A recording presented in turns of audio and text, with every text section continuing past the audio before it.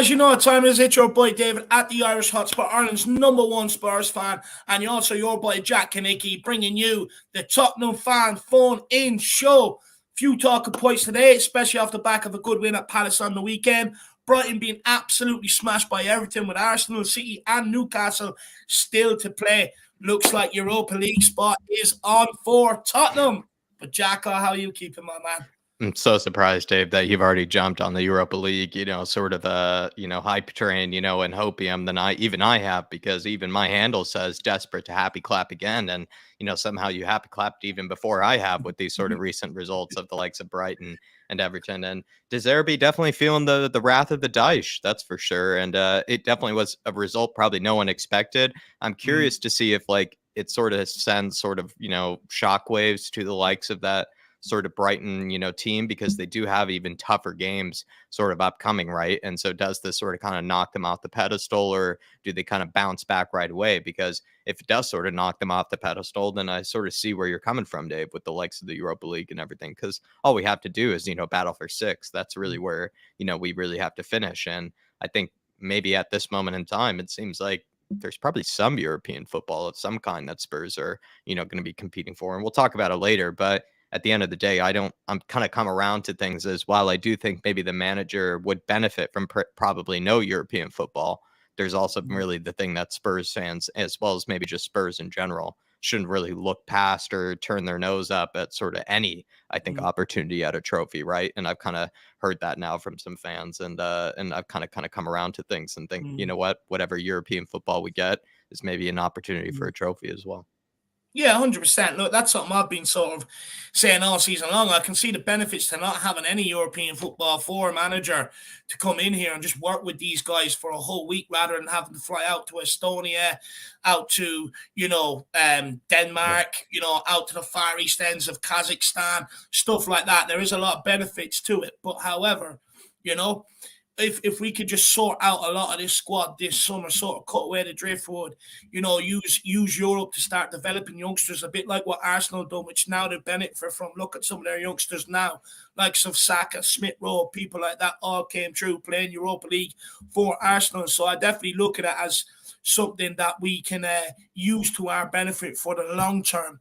However, saying that, we haven't done that for the last 4 years. We've been knocked out of these competitions time and time and time again because we're persistent with players that just don't deserve to be here. So let's see if the club actually use it as an opportunity next season. But look, let's welcome some guests, or there's people in the chat in. Then let's get on to some of the talking points, and then let's start speaking to the Tottenham fans. Shane O'Neill says, end the Hojbjerg experiment in midfield. Worst partnership since McFred. Both players dreadfully limited. We saw what happened when we finally got Dyer out of the starting 11. Do you know what, Shane? I absolutely 100% agree with you, my man. Look, but you're more on the Hojbjerg side, Dave. You feel like it's not Skip that, or you feel like it is Skip that should be dropped, basically, and it's not Hojbjerg. Yeah, I do. And look, this isn't a slight at Skip or stuff like that, right? But for me, when I look at the guy, I think him and Hojbjerg are very, very similar, right? But I think when I look at Hojbjerg this season, he has the goals, he has the assists to his name, Jack. He's got 5 goals all across all competition, I think, with 5 assists as well. Ollie Skip doesn't. And when I've looked at Ollie Skip the last few weeks, it's clear that he's being tasked to be the midfielder, to get forward a bit more. But Jack, he doesn't have it on the ball. It's the biggest flaw in his game. He doesn't know what to do. I remember against Brighton, he was running down into dead ends, didn't know what to do with the ball. There again at the weekend was prime example. He also suffered at Selhurst Park earlier on in the season, even though we beat them 4-0. He suffered in the midfield a lot. For me, it's just a partnership that does not work. And Oliver Skip, he's 22 years of age now, Jack. 22, if he doesn't develop that side of the game, you've got Bentancur who'll be back next season. You've got Basuma who'll be back next season. Chances are Tottenham might even go into the market and buy another one. You've also got young kids through the academy, much more technically gifted than him and stuff like that on the ball. So, for me, it's at a crucial point with Ollie Skip that he really does need to develop that other part of his game if he wants to sort of stay in and around Tottenham, but even if he wants to start next season, Jack, because there's better technically gifted players that will come back and will walk straight into the team.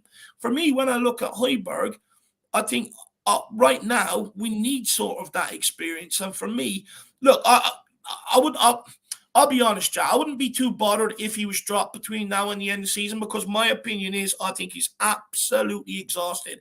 I think his legs are gone. This guy has played a serious amount of football since he's joined Tottenham, has had international competitions over the summers and stuff like that. So for me, he's absolutely shattered, and I think it does take away from his game right now. But the reason why I think he stays in the team, and the reason why I think he will overall skip if Mason does make a call, is because he does have that leadership thing in him. Listen to some of the quotes that came out to him, out from him after the weekend. I think I sent them on to you, Jack, and I think I sent them on I'll pull them up right here for you, Dave. I mean, if you can bring them up, that's perfect. Says me reading them off the phone, Jack. I mean, this is why I think this guy probably stays in.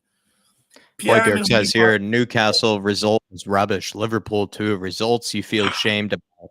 Of course you feel responsible. The whole team does. Club staff as well. We need to do the basics properly, not collapse when we have had bad days. Clubs have safety nets to secure themselves against these sort of collapses. And then when asked about those safety nets, Hojbjerg says, I think you know the answer to that. We've had 3 coaches in the last 3 months. Clearly, we've lost some balance. Not saying we've got the support, but you need the right culture at the club, DNA, identity. This is built over time through good and bad experiences. You get to know each other as a team and as a club. The best teams in the world build this over time. And then he was asked if they'd not been able to perform due to maybe issues kind of at the club, right, within the hierarchy. And he said, I disagree. It's a much bigger picture. Things are happening, but it's true. We don't know who our coach is, who our next director of football is. All these things create unrest and show a lack of long-term planning. All of that will come when we get our next coach and director of football. But until then, obviously, some players will point to it as an issue. Not my place to analyze this. I need to make myself available as a player to keep developing as a player. Dave. Last part is very interesting. Yeah. You know, that some players point to it as an issue. Basically, some players are using it as an excuse. Basically, he's trying to say something deeper there, you think, Hojbjerg? Yeah. Oh, for sure. But Jack, it comes to what I've been saying a lot of this season. I think there's been a split in the camp. How many times I've been saying it? You know, when you pulled out Ben Davies' words after the West Ham game, when you look at Dyer's words after, what was it, the Liverpool, or not Dyer's, Harry Kane's words after the Liverpool game. You look at Hojbjerg's words here. I mean, it's clear to see that there's been splits in the camp for quite some time. Not good enough, in my opinion. But look, you know, it's good to see someone come out with some sort of level of opinion on it. But look, let's keep moving. Adrian Rocker says, good evening. Brighton won, Everton 5, a good result as Brighton still have to play the top 3 of Man City, Arsenal and Newcastle. Europa League places are going through the seasons. And look, that's what makes, you know, Aston Villa at the weekend very, very, very important. Big up, Adrian. Good to see you, man. Actually, where are you from, Adrian? I remember you telling me way back when, but I've forgotten. So where are you from, Adrian? Let me know, brother. We've got Lewis in the house. Big up, Lewis. We've got Davey Horses, need midfield with a bit more flair. Sadly, those 2 robotic 2 seasons of rubbish. What any of these players say can change that. We have a massive summer. Again, big up, David. David Army. You know, people said Bentancur was a Juve reject. He's been everyone's screaming for him to come back now. Absolutely screaming for him. He's been a huge loss. But not only on the ball, like there's times I think many people forget, you know, how many times was that guy chasing the midfielder, the centre-back, onto the goalkeeper? I've seen that a number of times. He's absolutely a huge loss. Big up, Chris. Good to see you, my man. And he's grabbed a fan show membership here as well, Dave. And then he also has a 22-month fan show member super chat here, Dave, and 22 months. I mean, that's just ridiculous. I mean, it's going to get to the stage here where just, I don't know, Dave. I think Chris is older than the furniture. If anything, it's like he's the house. You know, it's like he's the floorboards or something, you know, of the channel. If anything, he's older than the furniture of the IrishHotspur. He's older than me, it feels like, at the IrishHotspur. And he says here, finally, Moonhead is dropped. We get 3 points and a clean sheet, and Romero is back to normal. Is this a coincidence, or is it because he doesn't have to cover anymore for Moonhead? This is what I've been saying about Romero when people talk about him, Jack, or that, you know, when Dyer's in the team, a lot of the players in and around him are second-guessing him all the time. Dyer's constantly out of position, so they're constantly being dragged out of position because of that. You know, when you've got a nervous player around you, it does affect your game. How many times have I said about Romero's bookings, Jack? That he makes them tackles because he doesn't trust the defenders near him. Look how good he was on the weekend. Look at the timing of a lot of his challenges on the weekend. Says it all, doesn't it? It really does say it all. But Chris, you're absolutely spot on. You know, Romero was absolutely fantastic on the weekend. If we can have more of that Romero going forward, we have a serious defender on our hands.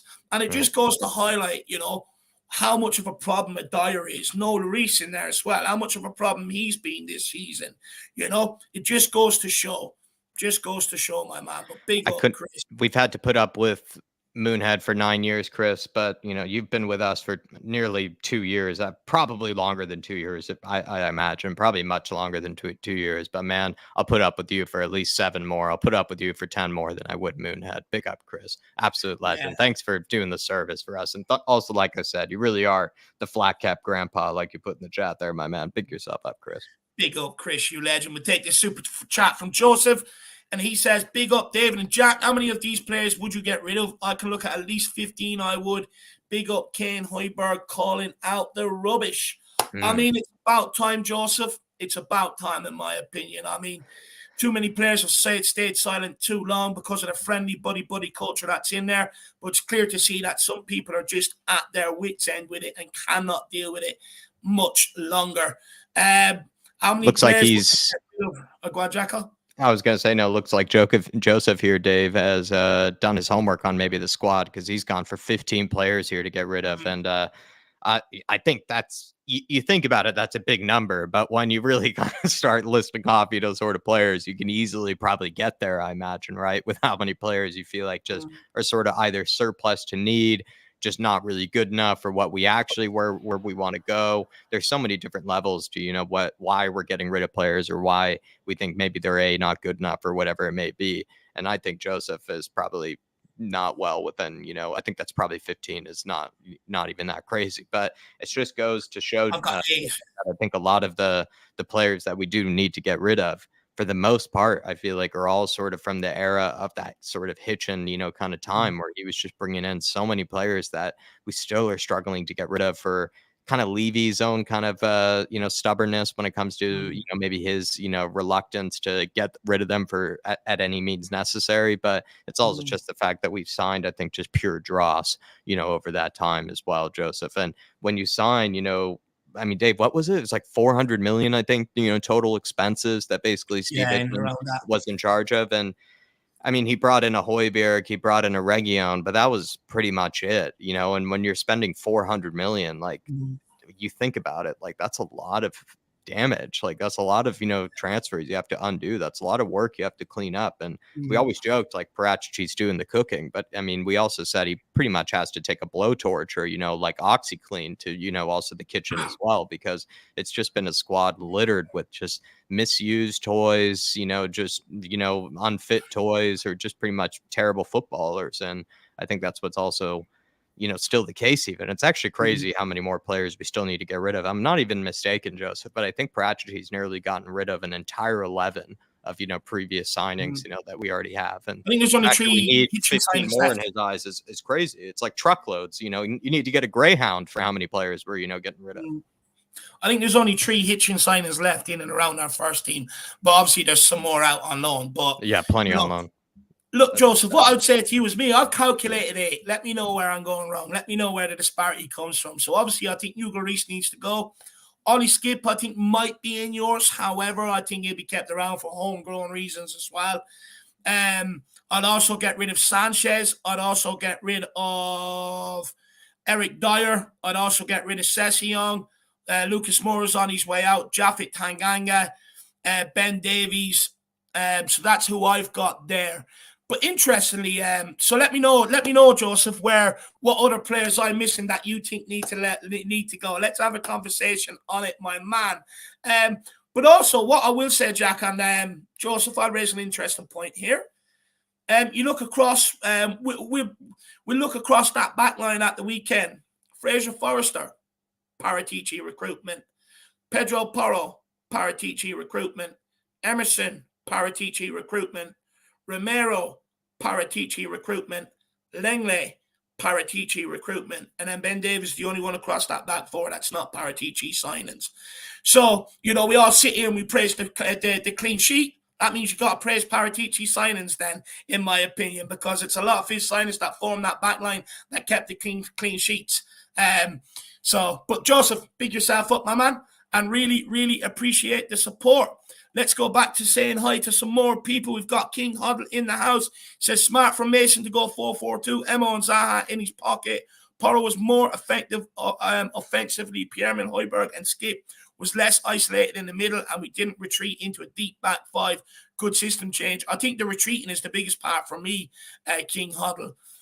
Phil Coy says, evening lads, hope you had a good bank holiday. Lots of results went our way last weekend. Europa League is on. Would rather that than no European football next season. It's a competition we can win. Come on, you Spurs. Absolutely love that, Phil. And like Jacko said earlier, that's the way we should be looking at it, my man. Oh, you think you're on mute, Jack? I can't hear you. Sorry about that. Phil is also celebrating 9 months as a fan show member here, Dave, and he says, purple and gold till Tottenham are sold. The Phil Army, Tottenham till I die. Phil Army till you die, I imagine as well, Phil. And I imagine, once I was in, the UK, Dave, I just was, I think, surrounded by at least 3 or 4 Phils. And I just realized that, it was probably an army that just was never given its recognition before. And now it's an army that single-handedly could even take down the ownership, I feel like. Big yourself up, Phil. Big up, Phil. Big up the disabled team as well. Good to see you in the building. Wolves F1. Big up, my man. I really appreciate the support, brother. He says, big up, Dave and Jack. Wow, EPL going nuts already. 16 goals, 3 games today. I mean, Fulham beating Leicester 5-3? Amazing. I think Nottingham Forest are up 2-0 already, I believe. And then you have the Brighton game as well, where they got absolutely smacked about by everything. Yeah. That's got crazy day in the Premier League, huh? More and more, I'm feeling like Wolves, Finland, that the Premier League is just, you can't take it for granted. You feel like you can, look at certain games, be like, yeah, that should be an easy one for whatever team. And it's never really the case. Even, I'll be honest, Man City, despite how ridiculously good they look, I just feel like any team is just capable of making people slip up. And I said this before, even about like how, most teams seem to have at this stage, like some sort of 30 million pound winger, they have some sort of 40 million pound midfielder, available in their team. Like most like relegation standard sides have, spent like plenty of money. You have Keylor Navas, as the Nottingham Forest goalkeeper. Like most teams are pretty good. Like as much as they might be sort of fighting for survival, it feels like the Premier League at this stage has almost become the Super League in my eyes, Wolves Finland, where I know they really there is a gap in quality, but there seems maybe more than ever that cliche of, the Premier League, anybody can beat anybody. I think that's becoming more true than it ever was before. I think that's absolutely, become the case this season. I'm curious it'll be the case next season. If it is, then honestly, it really has become pretty much the Super League where anybody is capable of, taking anybody on any day. And that does make it, a pretty, fascinating sort of product where you just can't take any game for granted. Yeah, it's absolutely madness. I mean, even look at the money that the bottom clubs are spending in the Premier League nowadays. It's chaos. But you know what? It is benefiting the league because you're getting some of the best midfielders across the world in here, some of the best strikers across the world in here. And that, I think that is sort of alluding to the amount of goal scores. But what it does also show is that it's important now in the Premier League more than ever to have a solid backline, to have a goalkeeper you can trust with the amount of attack and flair that's coming into the Premier League. But Wolves, let me know what you make of your season. We have to thank Wolves Finland, Dave, because they've gotten, a result for us against the likes of Aston Villa. They've given your sort of happy clapping to the likes of Europa League chances and Conference League chances, even more of a chance. So thanks to Lopetegui, thanks to Wolves Finland. And he also as well here, Dave, is celebrating 10 months as a flat cap member as well. Big yourself up, Wolves Finland. And he says, actually, it's already 17 goals in 3 games today. It's ridiculous. 2-1 at the Forest game. It's crazy. It's absolutely crazy, Wolves. But let me know what you think on my point. Is it because defenses are just getting worse, or is it because the attacking play in the Premier League is getting better because you're getting some of the best players across the world in here? Let me know what you think on that point. Wolves, Finland, big yourself up, my man. We also have Tiernan Stokes. He says, leave you out. Big up, Tiernan. Followed by Andy as well. He says, leave you out as well. With a Liverpool crest beside his name. Don't know what's going on there. Aglea Lazeo says, big up everyone in the chat. And bloody hell, my God, Everton battered Brighton. Good and proper tonight. Well, Brighton's down by the sea, isn't it? So battered fish tonight, Ellie. Makes sense that Brighton gets battered, right? Big chicken and chips, battered bird, battered seagull. Lazy 8 in here as well. PEH speaking like a captain. About time. More from that from Zenedine Zadoideberg, Yeah. please. Big up, Nick. No, it's good to see, Nick. You know, it needs strong characters now to step up, you know, and maybe that's what we're seeing. Big up, Nick. Wilson 94 says, big up, lads. Hope all is well. Big yourself up. We've got Arasham says, top 6 is still on. That is my man. Big up, Eamon Burns. Good to see you. Hopefully you are keeping well, sir. He says, or Joseph says, let's hope Levy and the board listen to these players. We cannot continue in this same form. Mass changes required at this club. Big yourself up. Absolutely spot on, my man. We have Bedding Up and Broomsticks. Haven't seen you in quite some time. How are you keeping, my man? He says, Nagelsmann in. Come on, you Spurs. We'll I'm get onto that in just a minute. Sting and Nettle, big up, my man. Hopefully you're keeping well. We've got Lynchy, 616. Evening, guys. Big up, Lynchy. Good to see you. We have Graham in the building. Great to see you, Graham. Hopefully you are keeping well, sir. Derek Hutchinson, great, good to see you, my man. We also have Tyler. He says, hey, David and Jack, how are y'all doing today? We're doing good. How are you keeping, my man? We've got Swim Master, a.k.a. Anthony Gray. Don't let Arsenal woo it, sing. Oh, what a night for us in Europa or conference, a year off Europe. Give whatever new manager more time on the training ground. Concentrate on domestic cups and top 4. Do you know what? They can sing that if they want, because if we go on and win it, you know, they'll be the last ones. We'll be the ones singing, to be honest with you, because, look, they won't get past last 16 in the Champions League, in my opinion, next season. Definitely not. I think they'll be found out across Europe, my man. But look, let's wait and see. Let's wait and see. But like I said, I do see the benefits. And it's very interesting that it's very split with Spurs fans, that some want no European football for the manager to work with the squad, and some do. Very interesting. Big up, Anthony Gray. Good to see you, brother. Big up, Carl Higgins. Great to see you, Sebas Wolf, in the building. Good to see you, Sebas. Same as DJ. Big up, Sebas.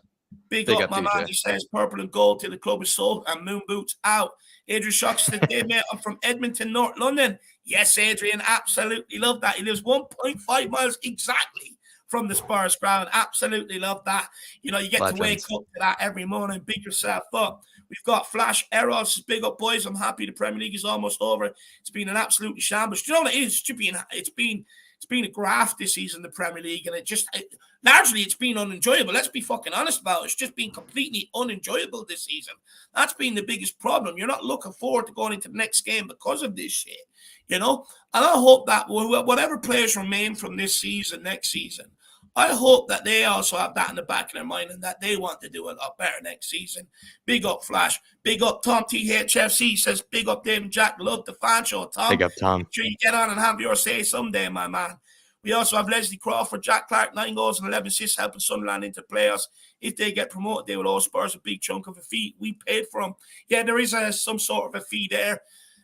Look, Jack Clark, let's see how he gets on in the Premier League next season. That'll be lovely if had a good season.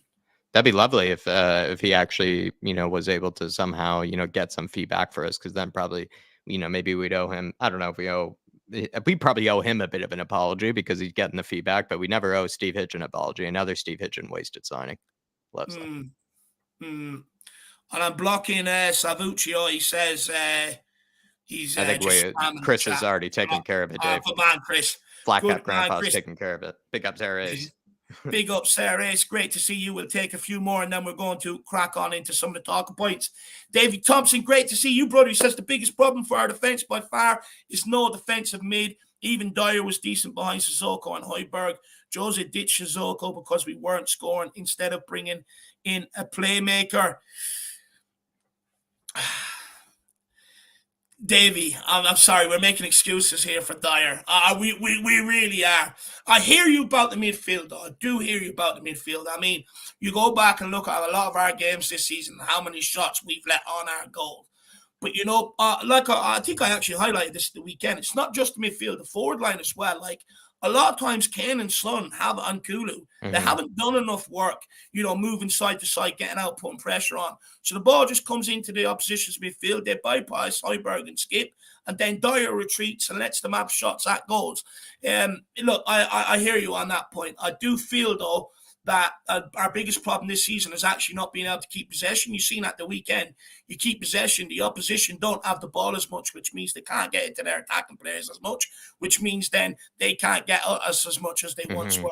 So the biggest thing is about keeping the ball, my man. And then that way, you're only asking a Hojbjerg and a Skip to do it once every so often rather than sit in there and do it every single minute of every single game. So if we flip our game and start keeping possession a lot better, you'll see a lot better out of some of these guys, my man. Big up, Davey. Good to see you. Michael Pretorius says, good evening, guys. Like your show, we got a tough finish to the end of the season. Michael Pretorius from South Africa.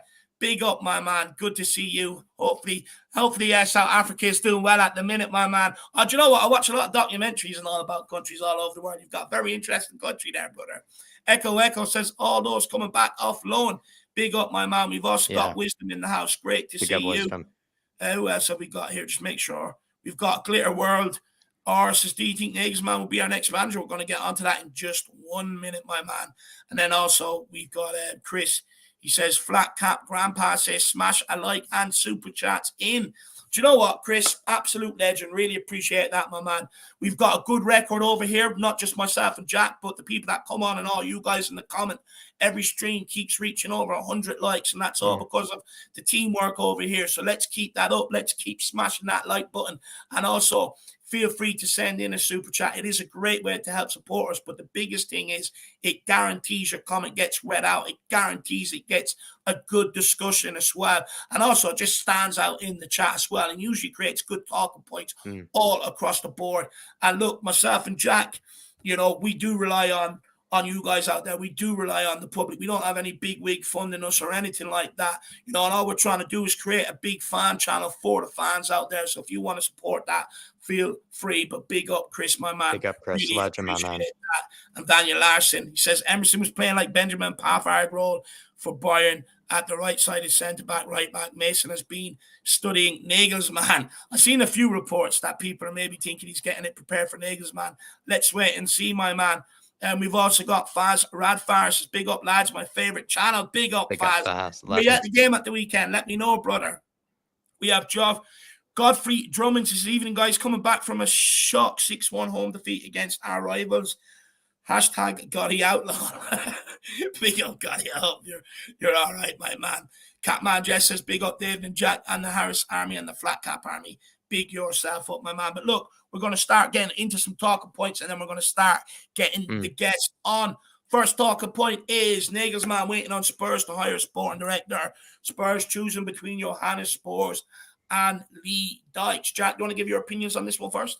This one I brought in here, Dave, just for the fact that Nagelsmann does seem to be leading the race. He does seem to be one that Spurs have their absolute sort of, their eyes on. I think he is the priority manager by the looks of things. But Nagelsmann has made it quite clear that they need to sign some type of sporting director. And I imagine it needs to be a sporting director that he's well aware of, or one that maybe he's willing to work with, that they're all sort of on the same page. It doesn't seem like Spurs are actually too reluctant to pay whatever fee it takes to get him off of that sort of Bayern gardening leave. I think that's been well documented that Spurs have no issue with that sort of payment. I think where the real issue maybe lies is just sort of the sporting director. Spurs are maybe kind of doing things a bit backwards here, where they want to sign Nagelsmann before they get the sporting director, and Nagelsmann, wants to get that sporting director, in the building before Spurs can even approach him. So we'll see how it goes. My feeling is, Jacko, to be honest with you, I actually think Nagelsmann is wrapped up. I think we're waiting for a sporting director, and we're going to announce it as a package. In my opinion, that's a good guess. I think Nagelsmann has basically agreed to take the job, but said he's not going to sign on the dotted line with fresh ink. He's doing his due diligence while probably kind of, he's not saying no to Spurs by the looks of things. In fact, it does seem like it's all headed in the right direction, but he's not getting into it's a bad phrase, but he's not getting into bed right away with Spurs, basically, is how it is. Well, Dave, he's taking his time. Well, the thing is, Jacko, we know he sort of turned down the Chelsea job because, he didn't believe in their recruitment strategy, right? The one that they were going to put in place, or the one that they have in place for him. He didn't agree with it, so he sort of ruled himself out of that role. Now, interestingly, you look at the guy mentioned today, Lee Dykes. I wonder, are we going to try and go down a certain route? Now, look, I know pre-planning and future planning is not Tottenham's forte. But just hear me out on this. When you look at Lee Dykes, he's a guy that's been in the Brentford model. And rather than go and spend 40, 50 million, they sort of, if they think they've got a guy good enough and in the academy or coming through, they will bring that guy through. They will develop him and stuff like that. When you look at our under-17s and our under-18s Premier League Cup winning teams, you look at the under-21, some good players in there, even though they sort of had a bad end to the season there the other day. And then also you look at the likes of Dane Scarlett, people like that out on loan. You've got Alfie Devine training around the first team. So I wonder, are we now actually going to look at that success and try and build something off? You look at what Sir Alex Ferguson done at Man United with the class of 92. They won the FA Cup youth team. They formed a lot of Sir Alex Ferguson's success then going forward from that. When he sort of brought them through, United took a different trajectory. He was on the verge of being sacked before a lot of these guys came through. So it'll be very interesting to see if that is a route that Tottenham are going down. And also Lee Dykes has a good understanding of the youth sort of setups, Jack. Like I was watching an interview of him before we came on here, and he was saying that the money thrown at 17, 18, 19-year-olds is dangerous and stuff like that, which Levy would absolutely love that, right? Let's be honest. I mean, he would absolutely love it. So, it'd be very interesting to see if that is a route we could be going down. And is that what the attraction of someone maybe like Lee Dykes is? Be very interested to hear what Alistair Gold has to say on that in the future. That's what you would associate with Brentford and Brighton, is that they never spend too big on players. They get the guys that everybody's not looking at that end up being the stars, right? And you could see Levy sort of being interested in those type of people, the guys that are not going after all the time the 40 million, 50 million, type players. They're going for some of those, holes in the, or what is it, Dave? Those kind of those under the radar type players, right? Those Kavichas, those Kim Min Jaes that end up sort of kind of, taking over the Matomas, the Caicedos, right, of the world, that end up sort of, even Ivan Toney is a great example, end up, sort of becoming the player that he is. So I think it all kind of makes sense, in Levy's eyes, to bring in a guy like that after he's seen the money that has been, at the end of the day, wasted. Whether you think he could have spent more money is obviously another conversation, but, he has seen a lot of money wasted, at his time as well. So that's probably where he's coming from. For me, maybe just to sum up the situation, it does look clear that Nagelsmann is interested in the Tottenham job, but he's waiting to see what recruitment strategy we can offer him and whether he agrees with it or not. So I think that's probably where we're at with the Nagelsmann. I'd say done more or less, but let's wait and see what the director of football is and whether he agrees with that. The Hojbjerg speaking out, Jack. Just kind of spoke about it. Yeah, but we do have the quotes if you do want to get your thoughts on it, everybody. If you happen wanting to come on and have your say about that, we have the quotes and everything ready for you. I might even put out a bit of a video tomorrow on Dykes and Johannesburg, so maybe look out for that. I'll get that done early. Emerson and Porro for the rest of the season. I mean, look, Emerson, he was fantastic at right side of centre back. And look, you know what I mean? Before, I remember I had this conversation with Wayne on the weekend, and it was like, because Wayne Bonner has always sort of preached for Emerson at right side of centre back. And my biggest problem with the guy was on the ball. But where I maybe had a flaw in my theory, Jack, is that if we keep possession a lot better, he ain't being pressed as much, which means he's got a lot more time on the ball. And look, he got absolutely stuck in. He was superb. He didn't get skinned really once whatsoever. Even Zaha, Jack, you were alluding to it. He tried his best, at one stage, and Emerson still got the block in and managed to put it out for a corner. And Porro was absolutely superb. Yeah. And here's the thing for me. Like, we all know we brought in Porro for his attacking capabilities. We shouldn't really be sitting here highlighting his defensive flaws as much. They only come into question because we have a backline who really can't defend. Yeah. When you see that we have a backline who could defend there at the weekend, aggressive, getting stuck in, positionally brilliant, and good on playing out from the ball, you see the very best of a Pedro Porro. And that's why I like the guy. That's why I'm a big fan of the guy. I see his technical ability. It's absolutely insane. Yeah. The crosses coming in from that right-hand side, 9 times out of 10, they are on the money. Yeah. It's the weight of the ball. It's absolutely superb. I'm loving Porro, Jacko. I'm loving Pedro at the moment as well, Dave, and Emerson at the same time, because what we've been maybe missing from the right-hand side, it's a difficult conversation to maybe bring up, but Kulusevski, is he always putting in his best effort when it comes to the pressing? Is he really doing his best thing, to sort of win the ball back for us in certain situations? I'd maybe argue, maybe not all the time. He has been kind of easily sort of passed through, you would say. And when it ended up being, I think, him and Pedro Porro at the same time, with sort of a Romero and a Dyer behind him, it was sort of maybe a bad recipe. Whereas now you're sort of getting a Pedro Porro who, yes, I think still has a long way to go defensively and still has a lot of things to learn. But if you can't deny, Dave, he still wants to, it looks like, to get stuck in. He loves tracking back. He loves sort of, putting pressure on players. He loves, maybe even being a part of the press. Wasn't even Ryan Mason that said that Pedro Porro was really brought on or used in that game to sort of be an extra man in the press, because he knew that he would bring that sort of energy that was needed on that right-hand side, with maybe Emerson sort of sticking back to be a bit more defensive. I think the dynamic between Emerson and Porro is probably a huge weapon for us, maybe for the future, because at this moment in time, Dave, again, it's a difficult thing to talk about, but Kulusevski hasn't exactly been providing the goals and the assists of recent. Pedro Porro was basically playing a right mid, sort of right wing type position to help out Emerson defensively, but also be that sort of attacking threat. Porro is providing goals and assists at a pretty healthy rate at this stage. Like, he is sort of, has his sort of liabilities, maybe has some things he needs to work on, but he's only just signed. Like, he's only just come in. He's always going to have things he's going to need to work on. But you look at his productivity, Dave, like, he's getting goals, he's getting assists, and he's playing that sort of right mid, right wing position. Now that you have Emerson back, who's just an absolute, he's just a symbol of sort of solidity at the moment defensively, when we've had no solidity this season. He's actually more of a, consistent 7 out of 10 defensive guy. I think Porro is probably, and Emerson is that, probably the best guys for the rest of the season. I think they are the guys who play for the rest of the season. I think Kulusevski has been given so many chances. Like, it would be unfair to Pedro to drop him at this stage. I think it would be. And I think it'd be unfair to drop Emerson as well.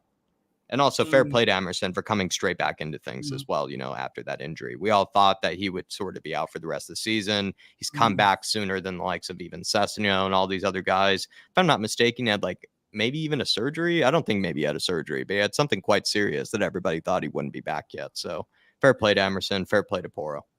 When it comes to Emerson, Jack, right? The guy came here, clearly knew he wasn't at the level going forward. Spends money on his own mindset, gets absolutely ridiculed and mocked for it, and has improved as a player since the guy that first walked in here.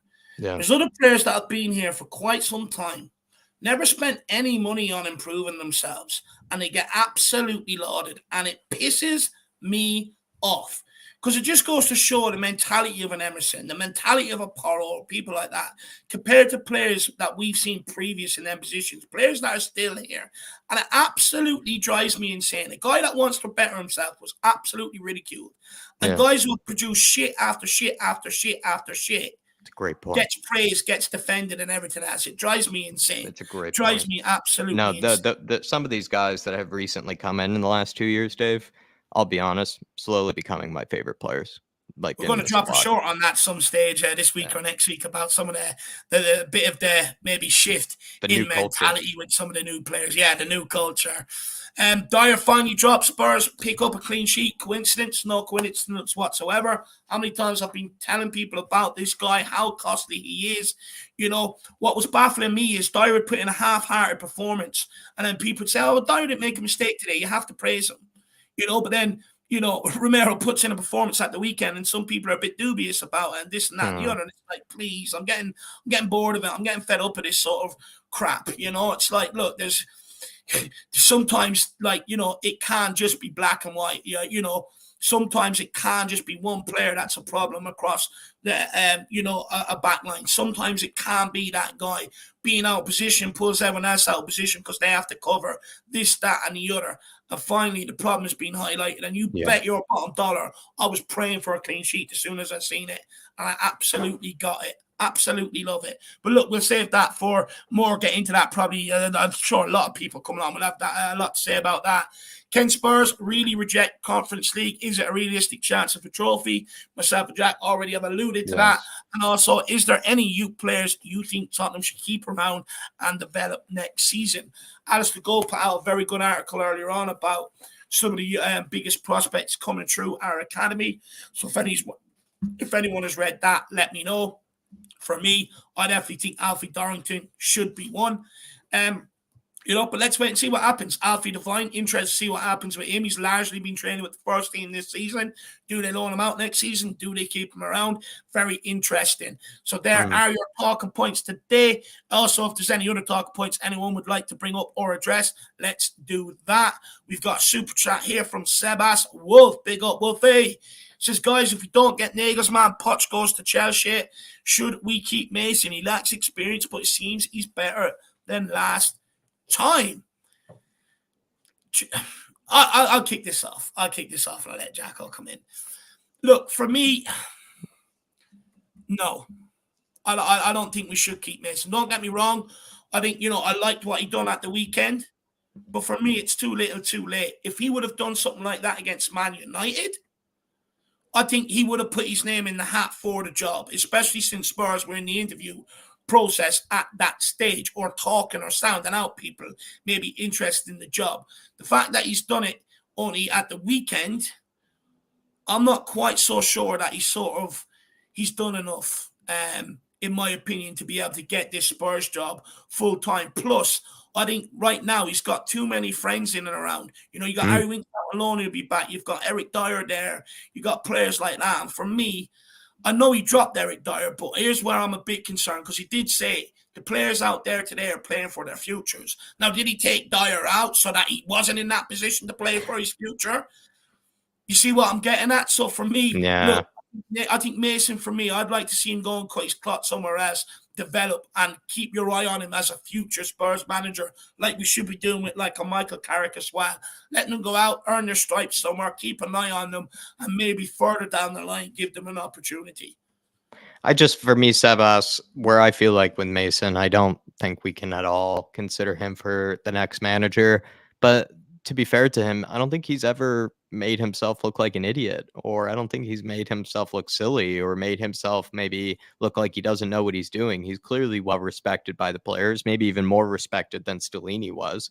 And then also he has maybe an idea tactically of how to either change things in game or be able to change things, before, a match, and prepare for opponents. I think he didn't even do all that bad of a job when he took over for Jose Mourinho initially too, right? And that was also, again, a horrible situation, very toxic time during the club and everything. And he's been able to sort of swim more so than you would say other interim managers, because if you compare him to other interim managers at other clubs, and I know he is inheriting, right, maybe a better team than maybe some other interim managers, but his record still, I think, stands to show that he's clearly not an idiot. He knows what he's doing to some degree, and obviously has a future he has a future in management. I think he's actually quite talented to some degree, but I just feel like his lack of experience is just overwhelming. You can't look past it. And it's not a slight on him at all. Like, he's still so young. He's like 31, 32. Like, you can only have so much experience at his age. So he is going to maybe have a bright future as manager, but I think he's going to have to go through the regular route like other guys do. I advise him to go to a Belgium, a Netherlands, a Germany, a Spain, whatever he wants, right? And learn his craft, maybe with a club there for 1 or 2 years where people might not know who he is, doesn't have any sort of bias or anything going into things. And if he can make his work there and he shows that he's still successful, absolutely come back to England and see what you can do from there. And then after maybe you do well with a certain English club, I think Spurs should definitely consider him as manager maybe after that. But that's 7, 8, 10 years down the road, sadly. I think you're spot on, Jack. He's not an idiot. He's clearly a talented guy. You're spot on there. He clearly sort of has some understanding of what he's doing, right? Clearly he does. But for me, I just think the job that we need at Tottenham is probably too big for someone like him with his experience. That's just my personal opinion. Yeah, better than Lampard, says Sebas. Exactly right. Yeah, if you compare him to Frank Lampard right now, like, clearly one knows what he's doing, the other one doesn't. let us know, though, if you think me and Jack, there's a point we're not considering. Do let us know, my man. Big yourself up, Sebas. And then we've got the Thermatron. Says, if Nagelsmann does not happy Jackie, I will sing the first line of Burning Love. I am fully confident that it will happen. Big up, guys. Come on, you Spurs. Yeah, look, it's just my opinion. And look, don't take it as gospel. Don't take it as an ITK or anything like that. That I am not. Everything I say is just purely sort of off my opinion or off the research I've done, where I've made my opinion based off of that research. For me, when I look at it, like Nagelsmann, the fact that he sort of pulled himself away from the Chelsea job. Right now, there's not a lot on offer. Look, we know Real Madrid job is up in the summer with Carlo Ancelotti.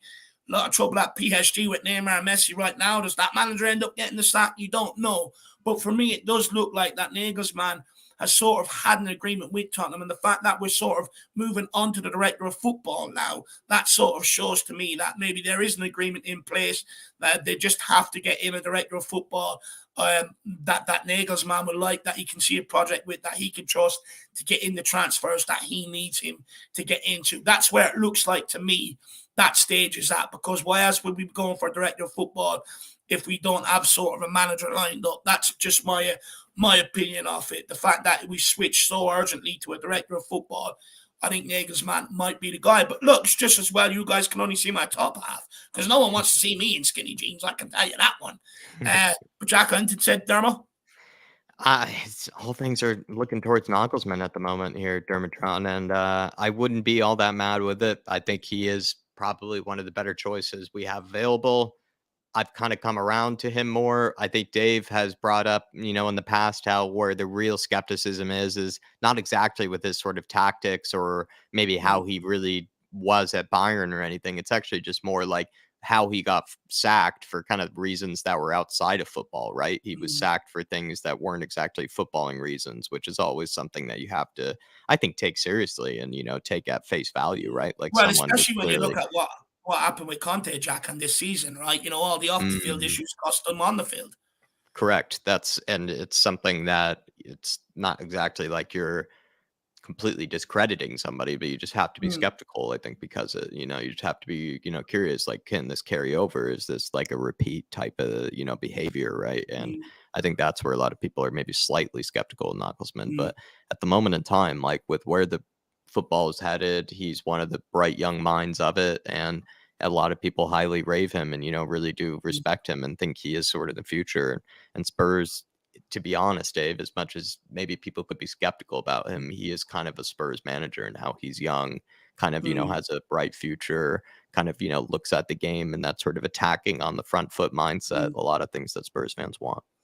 Yeah, look, it's worth noting that when Bayern Munich sacked him, and in the official statement, they credited his tactics, his style of play. It was the fact that he didn't have that relationship with the players. The players weren't performing for him. When Bayern say the players' individual quality rarely showed through, that clearly tells you that, look, we've seen them players years upon years in the Champions League. We know the individual quality there. It's clear to see that they're not putting in the effort for the manager. And that's what ultimately did cost him his job, is because the off-the-field issues, his misses and everything else. And it is, if it cost him a job at Bayern Munich, it could cost him a job further on down the line. So that's why I brought it up. But I do hope that everything's sorted out, because if his tactics and his football is good enough for Bayern Munich, it's good enough for me. Big up, Dermo. Really appreciate the support, my man. And he also says, sorry about my spelling. Look, Dermo, my spelling is absolutely atrocious. People can barely make out the messages I type, so no need to apologize whatsoever, brother. But look, we are going to crack on. We are going to get some guests on to start having their say on all things associated with Tottenham Hotspur. If you really are liking this show, or you do want to get on this show, first of all, smash that like button. Second of all, feel free to grab the Fan Show membership, just a tiny fee every month, which really helps support everything we do here. Or you can also send in a super chat. But the most important thing is that you keep getting your thoughts, your opinions into the chat as we go along and engage with us. That's the most important. We want to hear what you have to say as well. But look, Jacko, let's crack on. Who's first on? Let's bring him in here. Lewis is in here, Dave. He's been eager, very eager. Let's get him on. Big up, lads. Lewis. How you keeping, my man? good after the results I've seen tonight. Very good. But I'm not stressed anymore. I'm relieved, but I don't. It's really tough. Are you on the Europa League on happy clapper train with Dave here? I'm really happy. As long as Dyer doesn't play, I'm happy. Do you believe in Europa League, Lewis? Do you think it can happen, or are you more thinking it's going to be Conference League? That's tough. That if results go our way, then yeah, I reckon we would. But like I've heard before, someone said to me that we don't deserve to have Conference League or Europa League. We don't. You don't even deserve Conference League. No. Wow. I don't think we do. I think there's been more entertaining in the Premier League than us this season. However, sometimes you just got to take an opportunity that comes when you don't deserve it with both hands. But I don't know. I think we deserve it more than Aston Villa do. I mean, at the end of the day, like Unai Emery has only just taken over. Like he's been in charge for only so long. Steven Gerrard was, making a very decent squad look quite poor, look quite average. Antonio Conte for a large period of time. I mean, despite maybe the poor maybe football that in some people's eyes, he was getting a lot of good results, right? I mean, we started off with the best ever, the best ever start to a Premier League season ever. So, I mean, I think the results were sort of there with Spurs. They just started slipping at some stage. Yeah. I don't know. I think we deserve Conference League. We definitely deserve to go to Eastern Russia, Lewis, to go play. Absolutely deserve to go. It would be nice just to focus on the Premier League more than any other cups, because I think that's what's happening with this club. We're focusing more on the Champions League and the other things, but I just don't see the point. Just go for the to make the fans happy. I know they want to see a trophy, but all right, well, hopefully I'll see one. I really do. But the only trophy what's a more realistic trophy? Conference League or the FA Cup, Carabao Cup, EFL Here's Cup? Here's the thing, though. Just because we don't have European football, does it mean Tottenham's Premier League objective suddenly goes from making top 4 to winning it? No. Does it mean that they're going to, go for the FA Cup and League Cup with more purpose than before? No, it doesn't. Because at the end of the day, every other cup competition will be sacrificed if we're in a battle for top 4 come the crunch end of the season, like we've sort of seen, over the course of many seasons and gone by. So for me, I'd actually much rather have that game during the week. I cannot sit there watching an Aston Villa in Europe and going, fuck me. Why am I sitting here on sorry about the swearing, actually, my bad. Or Brighton or whoever it may be. I'll be sitting there and it'd be like, why am I sitting here on a Thursday watching Aston Villa? I'd much rather be watching Tottenham. Do you think, what is it about Europe that you don't want? What do you think that the manager's going to be able to do with these guys during the week? Or the benefits of it to not having to fly out to the East Ends of Europe and stuff like that? I'm going to be a bit mean here, but I don't think the boys deserve it after the season that we've had. You're looking at it as more as a reward. Yeah, I really don't see us. I don't see the point. If we're just gonna play the way we've been playing this season in the cups, there's no point of just flying over there and wasting the time. Because I get it what you're saying, and you don't want to see Aston Villa. You're like, how the hell have they managed to get there, and how have we just this whole Premier League table's just flipped upside down? But do you know what it is? It's just, but it's just. No, sorry, you were freezing a bit there, Lewis. Sorry, go off. Yeah. Sorry about that. No. It's all good. Look, for me, when it comes to Europe, for me, I'm sort of like, I do want it regardless, right? I'm just one of them. I want the games during midweek. I can't sit here fiddling my thumbs and stuff. But, I have said, Lewis, that I wouldn't mind it if we did clear out a lot of the players that have played in these cup games previously, especially over the last 3-4 years, who have really let us down. Because the reality is, A lot of the losses, a lot of the bad results have all come away from home. So we know it doesn't matter whether it's Ennis Moore, Sheffield United, or or AC Milan. It really doesn't matter. They all crumble away from home. Mm-hmm. I want it like where I'm looking at is the new phase of Tottenham Hotspur, where you can keep some of the young academy players around, give them a chance, look at them in the early rounds of these cup competitions and stuff like that. Because the reality is, the manager's not going to keep any of them around and give them an opportunity if he doesn't feel they're good enough. So the ones that would be put out there are guys that this new manager obviously feels has a chance of making it. And for me, our biggest problem has been not giving any of these guys a chance, not even being able to look at them. Because the reality is, they go out on loan and no one's keeping an eye on them. Then when they come back, they're either loaned out again and stuff like that. No manager's actually bringing them up, having a proper, decent look at any of these guys. So for me, I think it's a good opportunity for us to maybe look at the new phase of Tottenham Hotspur and start incorporating some of these kids or getting some of them into the first team. Because, I would argue if we had a lot more players right now who come through the academy, or a core base of players that come through the academy, we wouldn't see some of the shit that we've seen go on the last few years. We wouldn't see players coming into this club taking the piss. It's just my opinion on that. I don't know what you think on that, Lewis. I mean, yeah, I completely agree with you. It would be nice.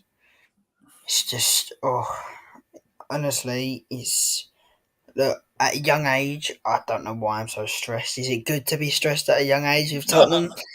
No. The only trophy I've seen so far is the Audi Cup, which doesn't really count as our own cup, and the Under 18s Cup. But that's literally the only thing I've actually seen. But I haven't actually seen the actual first upper trophy. I don't remember. There are a lot of people in your Oh, boat, Lewis. To be fair, there are a lot of people that have, sort of desperate, just like you are. Do you feel like I maybe brought up before, though? I mean, I genuinely do think maybe a conference league, as maybe uninspiring or maybe unimpressive as it may look to certain fan bases or to whatever other clubs and whatnot, I do find it to actually weirdly be maybe more of a realistic trophy for the likes of Spurs. I mean, with the Carabao Cup, maybe the EFL Cup, I do think you can sort of stumble your way maybe into sort of a semifinal, but you ultimately do meet up against a Man City or a Chelsea or a Liverpool or some club that is going to be a huge game and is probably going to be a tougher team than you would ever come up against in the Conference League. And I think that's where some people do feel like is whatever trophy is maybe the most achievable, is maybe the most realistic, is maybe, Spurs shouldn't really turn their nose up at it. I think even Harry Kane sort of more or less just came out recently, had some quotes about the Conference League, Lewis, and he didn't even seem to turn it down. Like, he just said, like, listen, if Spurs finish inside Europe, and they should take it seriously, because we've been, like yourself, you've been so deprived of trophies. Like, no reason to take your time. Like, go after whatever opportunities you have to get a trophy. Yeah, but look, it would be nice to see silverware. It would really be nice. It would be nice to go to these matches to actually see what it's like going to a Europa League match, but it's so nice. As long as you don't, I think it'll be alright. And Sanchez, but I don't know. But Dyer, when he was out on the bench, I was so happy. I knew it would have been a win, and it was. Yeah. Is it a coincidence Spurs got a clean sheet? I mean, I think he's the one who makes the mistakes, really, though, don't you? I think he's there for the money. Like, this whole club's just greedy. He's there for the money. He just doesn't concentrate. He's just excited just to be there. But I just, at least try your best. It'll be so nice to see him actually get now and then. But people make mistakes, and making too many mistakes as a defender is critical. You cannot do that. It's literally 3 points on the line. That's what we need. That losing these matches is should Dyer be on the bench for the rest of the season if Longley is still fit? Should he stick with that back four, Ryan Mason? Do you think? I think it went well. that top four, not top four, the back four went well. Be nice to see him not on the bench because I don't even think he got substituted on, did he? I'm not sure. Well, he It was did, ages yeah. At ago. some stage, Yeah, you 2 couldn't be minutes. scared of him for 90 minutes. You still had to see him. Well, yeah. Well, I'm surprised we didn't concede a goal then if he came on. To be fair to him, I think it stayed all Yeah. quiet, and he didn't pull a Sanchez, I guess, and came on, and we immediately became worse. But to be fair to him, we kept a Like clean sheet. that even that 2 minutes experience. Imagine what that would mean to Alfie Dorrington, someone like that. Instead of Oh, giving yeah. it to Moon, he shouldn't even be on the bench. He's been that costly this season. He should be, honestly, he should be made train with Edmonton FC. It's absolutely a joke. It's a joke. And I'm pro Adrian Shock will probably come in here and say, Dave, as speaking on behalf of Edmonton FC, we don't want them. But at the end of the day, it's like, Yeah. just take him fully out of the team. Just take him fully out of the team. If Mason has done that with a view of Dyer not being here, don't even keep him on the bench. Start looking at some of the kids. Start looking at some of the youngsters. Start paving a way for some of these guys. Because I speak for myself, but I presume many others were like, when they seen Dyer coming on, I'm sure they started getting nervous. Very nervous. And no doubt that sort of, if fans are feeling that, the other players in and around them are definitely feeling that. For me, just he's dead weight, get rid of him. What we had, just send him to the under 21s. I don't care. Go and make him clean the toilets after the game. I do not care. He's had his opportunity. He hasn't took it. Completely banish him from this squad. Yeah, I think non-league will be better for him. He's useless. I don't see the point of him. Like, what has he done for us? Losing matches, he's made us go in pain. Yeah. But going back to 2019 today, I believe we were in Amsterdam, and I don't even think he was on the starting 11 for the Ajax game, and then we won that with Lucas Moura. He wasn't even on the starting 11, but I think if he was on that starting 11, we wouldn't have got to the Champions League final. No. No. Nowhere near it. I mean, it wasn't Jose Mourinho who hauled off Dyer 2-0 down against Olympiacos after 20-something minutes. We ended up going on to win the game 4-2. So, I mean, the guy's clearly not good enough. But even what Phil Coy says here, serious question, do you think we'll sell Dyer in the summer? And if so, would there be any takers and how much clubs would be willing to buy him for? But this is the thing, Phil. We're not going to get too much money from him. Just rip up his contract. Leave that in his hands. Who cares where he goes or how much it's going to be pittance. Just rip up his contracts.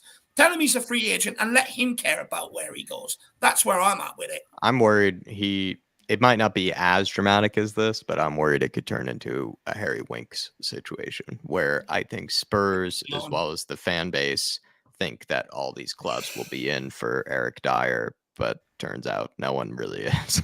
And we have to accept facts that maybe he's going to go to like a Celta Vigo or I don't know where he might end up, but I could be proven wrong on this. But I said the same thing with Winks, where we all thought that all these Premier League clubs would be in for Winks. We all thought all these championship clubs would be in for Winks. Nobody was interested in Winks. And I'm curious to see if that's going to be the case with Eric Dyer as well. But last question for me here, Lewis. Yeah, why would they? Last question for me, though, my man. Emerson and Porro. What do you think? Is that the combination for the rest of the season? Would you leave Kulusevski on the bench for the remainder of the games and play Pedro Porro out on the right instead? I haven't seen much of Kulu, but I think he's not in great form. But Emerson was fantastic, and Porro he needs to get more game time. Yeah, I reckon that them two would be really good in the wings. It would be. I think if them two on the wings, it's just really good to see Emerson and Porro. Do you know what it is for me, Lewis? Do you know what it is for me, Lewis? It's the aggressiveness of both of them. How aggressive they are, how much they want to get stuck in, fight for each other.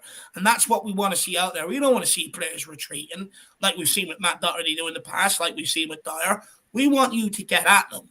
We are not a club that surrenders. We are a club that goes at you. So get at them, get in there, get in their faces. We've had great men that have done it before them. And it's good to see, because for too long we've been too soft. It's good to see two players that want to get in there, want to get stuck in, and there's none of this little high fives and little birdie things and everything else off the back of it. They're there chest pumping each other, that's what I love to see. I love to see it. But Lewis, any other talking points you want to bring up before we let you go, my man? No, but I really hope that we get a Conference League or something, and then actually sell Dyer, get rid of him, free contract, and just Ryan Mason.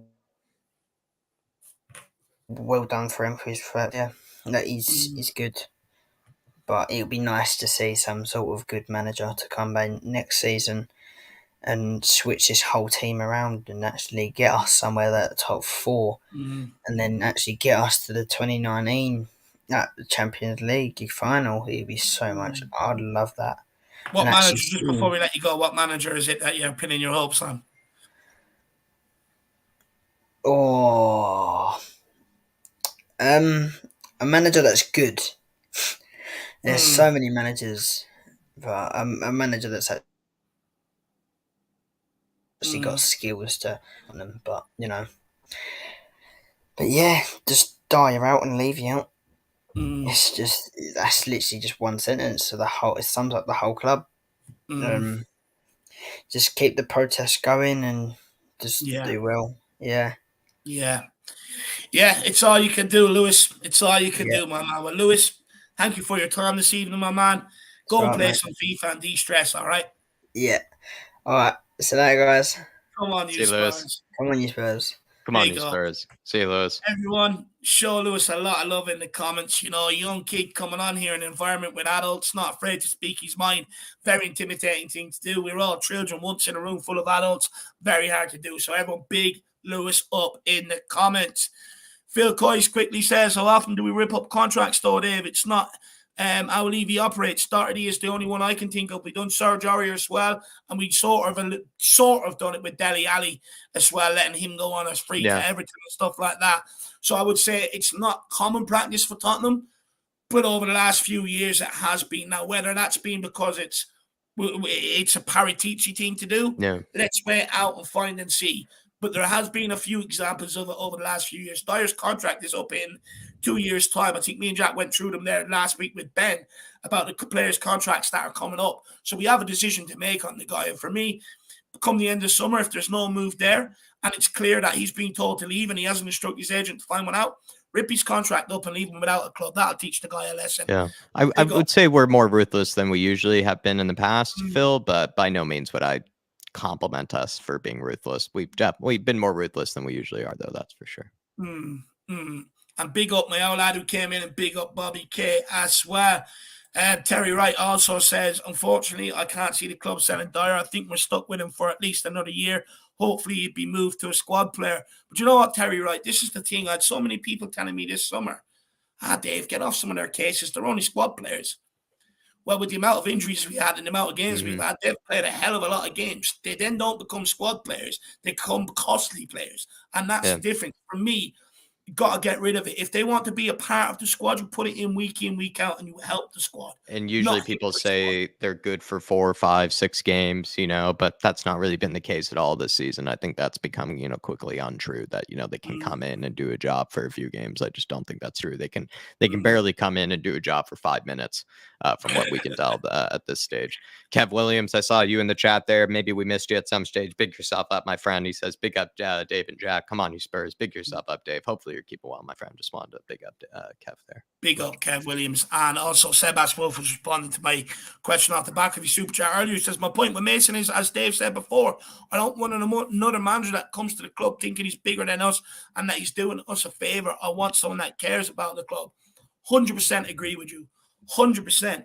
Jack, am I mad in thinking that Nagelsmann has some sort of affiliation with Spurs somewhere down the line? I made the joke, and I don't know if people really got it, or maybe it's not even that funny of a joke, but Nagelsmann has something similar to Tuchel, right? Where I believe he has some sort of story where he said like, oh yeah, I was running around my garden, like in a Spurs shirt, kind of like similar to the story of like Tuchel, right? Was like running around like a sort of garden, like playing, like footy with his friends. And he always chose like Tottenham because he thought it like sounded funny and like things like that. I think Nagelsmann apparently had some sort of Spurs kit, some Spurs retro kit when like growing up or like something like that, out in Germany. And I wouldn't doubt, Dave, that it was probably, like every other German kid, a Klinsmann kit, of some sort that maybe he was rocking around. And how much you want to read into a German kid having a Klinsmann kit? It's probably not that surprising that a German kid of his age would have a retro Spurs Klinsmann kit. But at the same time, maybe that's the one that the Spurs, the Premier League team, he has more of an affiliation for, more of a love for. I wouldn't put it past him to have one, because my old lad had one and he was 30 at the time, Jacko. So, but big up there. He says Ndombele is on his way back. It does look like that as well. Ndombele, look, let's see what happens with him. I'd be surprised if we ripped up his contract, because I think there is more likelihood of, us actually getting 20 million. No, I think it seems like we are going to get 15, 20 million. Someone's going to pay it. Like, he wasn't the best at Napoli, but he wasn't a complete failure either. So I think, compared to other ones, like Joe Rodon hasn't done well, players like that haven't done well, at their clubs. So I think, he's done better than other loanies. But with Ndombele as well, with the amount of wages he's on and everything else, there'll be a lot more to pay off than there would for someone like Eric Dyer, whose contract's coming to an end as well. But that you never know. You might see your favourite midfielder in the Spurs squad next season. Who knows? Big yourself up, though. But look, let's keep this moving. Just quickly, Wolves Finlad is saying, we as Spurs, what are Spurs managerial odds, or are they too messy? Yeah, again, like summer 2020. I'll be honest, I pay no attention to it whatsoever. And if you want me to be brutally honest, I don't pay attention to the odds at all. I just don't. By the looks of things, it seems like Nagelsmann seems to be the most, the priority. That's all you can gain from it. Wolves Finland is that he's the priority, not saying he's the one that Spurs are going to sign, but he's the one they want most. That's what the case. For sure. And Ellie, I'd give up chips if that happened. Believe me, I'd give them up for life. But everyone, keep smashing that like button. Feel free to keep getting in your support via super chats or channel memberships, but most importantly, keep engaging with us in the comment. Let's get on to the next person. Mia. Let's see who we've got. We've got Mia, M-I-A. Big up. How are you keeping? Hello. Not too bad. First of all, I want to say to the person who gave Sonny racial abuse that they need to have much more than a punishment of having their not being able to go to games. For me, the punishments need to be better, because if they keep continuing doing it and they just get a match ban, clearly like a lifetime match ban, that's clearly not enough to deter people. They need to put a bigger stamp on this, because it's disgusting. Because this is now a couple of times this has happened that I've come on here and actually spoke about it, and that's terrible. And that's not even in that's quite a short period of time that this racial abuse keeps occurring, and that goes for all fans in every single club. Every single club needs to get together and deal with this better, because it's disgusting that it's still continuing to happen. For a guy like Sonny as well, who's been in the Premier League this long, he's well-established player. I mean, he kind of is, to a degree, at least to my knowledge, Mia, he's kind of a lot of people's sort of second, maybe third favorite player, because he doesn't really rub people off the wrong way. He's always smiling. He's always looking happy. He's a very sort of, like he's handsome. He has all these sort of things that maybe people probably like about, a player, even if Spurs isn't their team. And so to see him, like you said, sort of like, I don't know, this might be the fourth, fifth time, like I feel like over his career that this has sort of happened. It is quite shocking. And this might be slightly off topic, Mia, but I did hear from the likes of Ali Gold that Spurs' stadium has sort of like cameras basically pointed at every single seat basically for this sort of, occurrence. So if anybody does try this sort of thing, they're never going to get away with it if it's in the Spurs stadium. So I'm just curious. I know you probably want to make a separate point, but maybe also, thoughts on that, because like you said, there probably needs to be harsher punishment, but I'm also relieved actually to hear that, the cameras are pointed at every single seat, like in the Spurs stadium, so that nobody gets away with it, sort of. Yeah, with the new stadium, they did it like that. So basically you're continuously on camera, so you cannot get away with anything like that at all when you're in our stadium. But the problem is, Jack, that it can occur where there's stadiums where there might not be a camera. And that's the problem, and that's why we need to deter people much more so.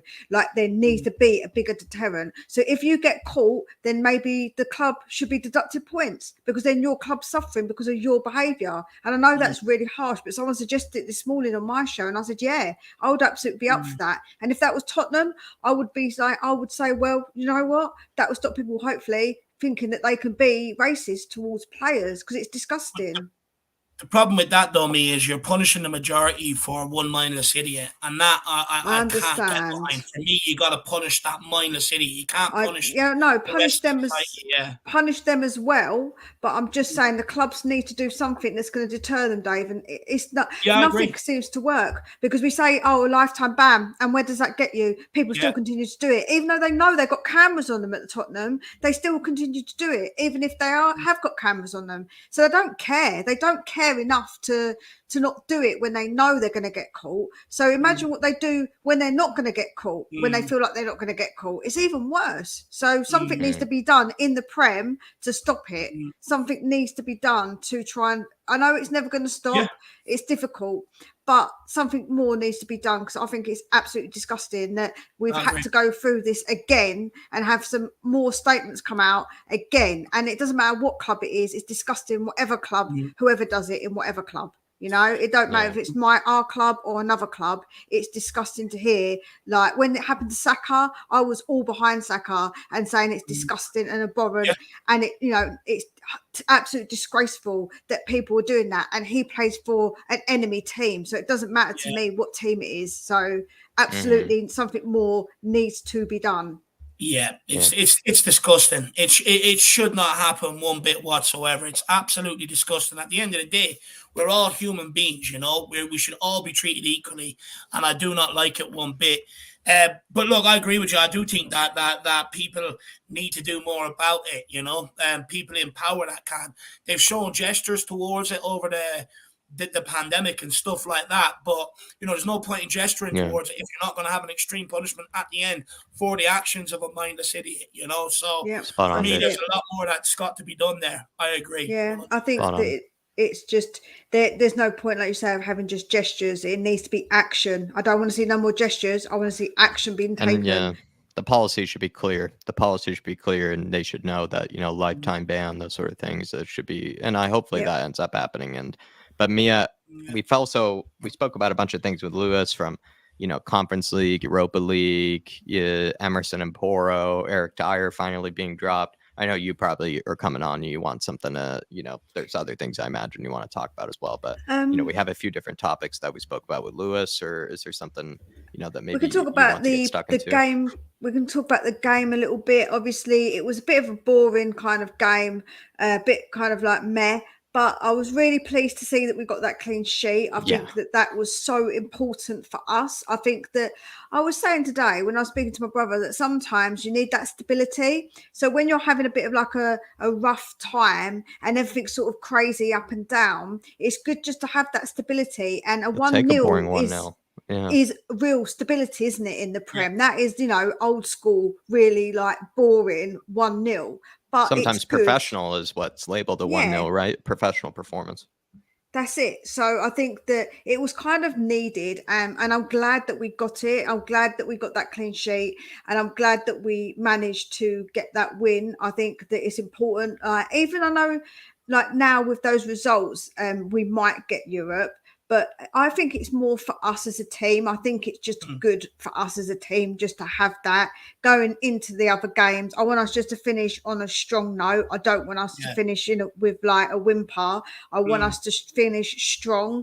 And if that means we get Europe, that means we get Europe. To me, you'll finish where you deserve. Because I was having this argument this debate with Dermot, because I was saying to him, do you think Liverpool have played well enough to get into the Champions League? So if they get in the Champions League, are you going to tell me they don't deserve it?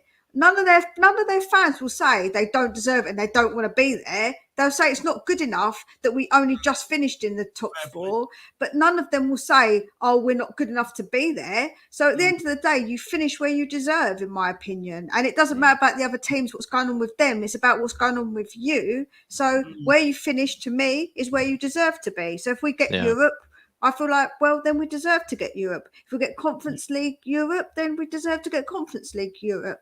And I like agree. you, Dave, I feel like it is good, and I do feel like that we need to take it more seriously if we do have that opportunity, and we do need to maybe start some of our youngsters, our B team. But next season, I'm hoping that the ones that didn't want to play, that couldn't be bothered, are gone anyway. So like a Sanchez is gone, you know, like a Dyer. I know that probably Dyer, everyone's saying he's not going to go, but for instance, and even if we do keep him, just play him in those Europa games if we do keep him, because, you know, like they're the sort of games that are probably more his level. Give him the Harry Maguire treatment. If any, we've seen how Harry Maguire's been treated, you know, at Man United. Give him that sort of treatment. If he has to stick around, in the crunch times, Harry Maguire has cost United.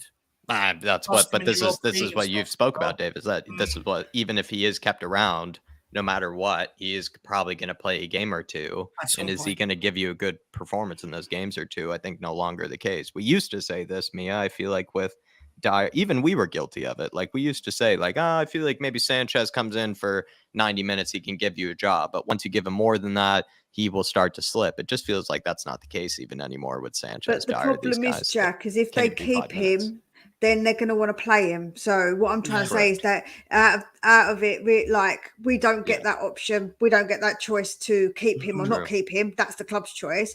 And if the manager's going to play him because he's been kept, then obviously they're going to want to play him in some games. So that's sort of how I kind of see it. Go on. Speaking of some of the youngsters, Mia, you mentioned maybe using the Europa Conference League or Europa League to blood a couple. We're not going to look. Let's. We're not going to blood a load of them, right? But obviously, a manager's going to pick a couple that he might think is good enough to stick around. What players, in your opinion, from what you've seen of any of these guys, do you think should be kept around, that the club should look at and maybe develop? I do really. I actually did a video about this, so if you want to know more, then you go and watch my video. I think that someone obviously like who's been around a bit more, like Alfie Devine, who's been around a little bit more around the first team. I think he should definitely be given a chance in Europe. I would love to see Alfie Devine more. I think he's a really good little player. I think that in that position as well, he's more of an attacking midfielder. So he's someone that we could easily rotate and use in those kind of games. I know Troy Parrott's on loan, but I don't think he's good enough. I'm going to be honest. I just don't think he's got it. Agree. I think that there's something with his attitude. I think it's like an attitude thing more than maybe anything. But I think an application with that attitude. So he doesn't give the application probably. Well said. I think that's probably his biggest issue. I think Charlie Sayers is a good player. Again, he's got a bit more experience around the teams. He's done, if you look on the website, on his list of things that he's done like quite an extensive amount for quite a young boy. He's done he's done quite. He's already played first team, hasn't he, or league? I think, did he play for a little bit? Yeah, I think he might have. So he's another one that I did say that I quite liked. And Dane Scarlett is another one. I think Dane Scarlett deserves more time. Again, he's been in around the team. He's been a bit more. I wouldn't want maybe some of the really young, like the youngsters haven't had that experience. You want them to have like a little bit, and then the ones that are maybe going up from where we, like, if we do use them, then the others can move up a little bit more as well and play more in the under 21s and get that bit more experience and get that bit more time, because that's all important for it to kind of move along. And I feel like that we should do that. I don't think they should go on loan. I think that if we do get Europe, I feel like we should keep them and play them, actually. Let me ask you on Dane Scarlett, because Dane Scarlett, I agree with you. I think, look, you know, I really like the cut of the kid. I really like what he's about and stuff. But how do we develop him if we keep him around? Because we got Harry Kane, and it looks like, for what he said, he's going to see out the contract next year. So that saga could roll on into next year. But then you've also got Richarlison there. Yeah. So how do we go around developing a Dane Scarlett if we keep him there? If you were over him, what would you do? because we've got other games like the cup games, when we play the lower league cup games, why not? Even if he does get even if you don't give him the whole game, just give him a good amount of minutes, because I think that's maybe a better way. I know he's Portsmouth, he didn't do too good, but I don't know. I feel like that it's worth, I don't know if it's worth going him on loan, because I feel like that sometimes it is good to sort of, we've got those games, maybe not Scarlett, maybe he does need to go on another loan, but I'm just saying for an example. But I definitely think someone like Alfie Devine should definitely get that time in those cup games. Absolutely. In European games that are going to be, if we get to the Conference European Cup especially, of course they should be playing in those games, because I feel like, why not give them that opportunity? Because like you said before, that's sort of what we did with Kane a little bit as well. So I think that it is, if they're like ready in that way. I don't think all of them are ready, but I do think there are those very select few that are probably a little bit more prepared and ready, because that's what you want them to be. And in those sort of games, I feel like that's probably their level where they can get started and get their confidence, because it's all about confidence as well to start with. When I come and talk about developing these guys, the reason why I say it is because I'd much rather go with these guys in the cup competitions, right? And watch them give it their all, pour their heart out on the field, run about. And what we've seen from some of these losers, and that's what they are, they're bloody losers in years gone by. And I'd much rather give it to someone who it means a lot to. And because the thing is, Mia, when we're sending these kids out on loan, I don't think we're picking the right loan moves for them. But also, they're out of everyone's vision. Like, the manager ain't going to look at them. Nobody. And I think that's why I would like to see some of them given a chance, because there's been a lot of talk about some of this current crop, and we're never really going to truly know if they're good enough unless we put them out there and see what they can do. So I agree with you. I would like to see some of them sort of come through. It'd be nice. It'd be nice to have players out there that have come through that academy, that form, the base of your team, because at least then you'll always know they've got the people in the team have the club's best interest at heart, rather than what we've seen the last few years. Jack, you want to say that to Mia?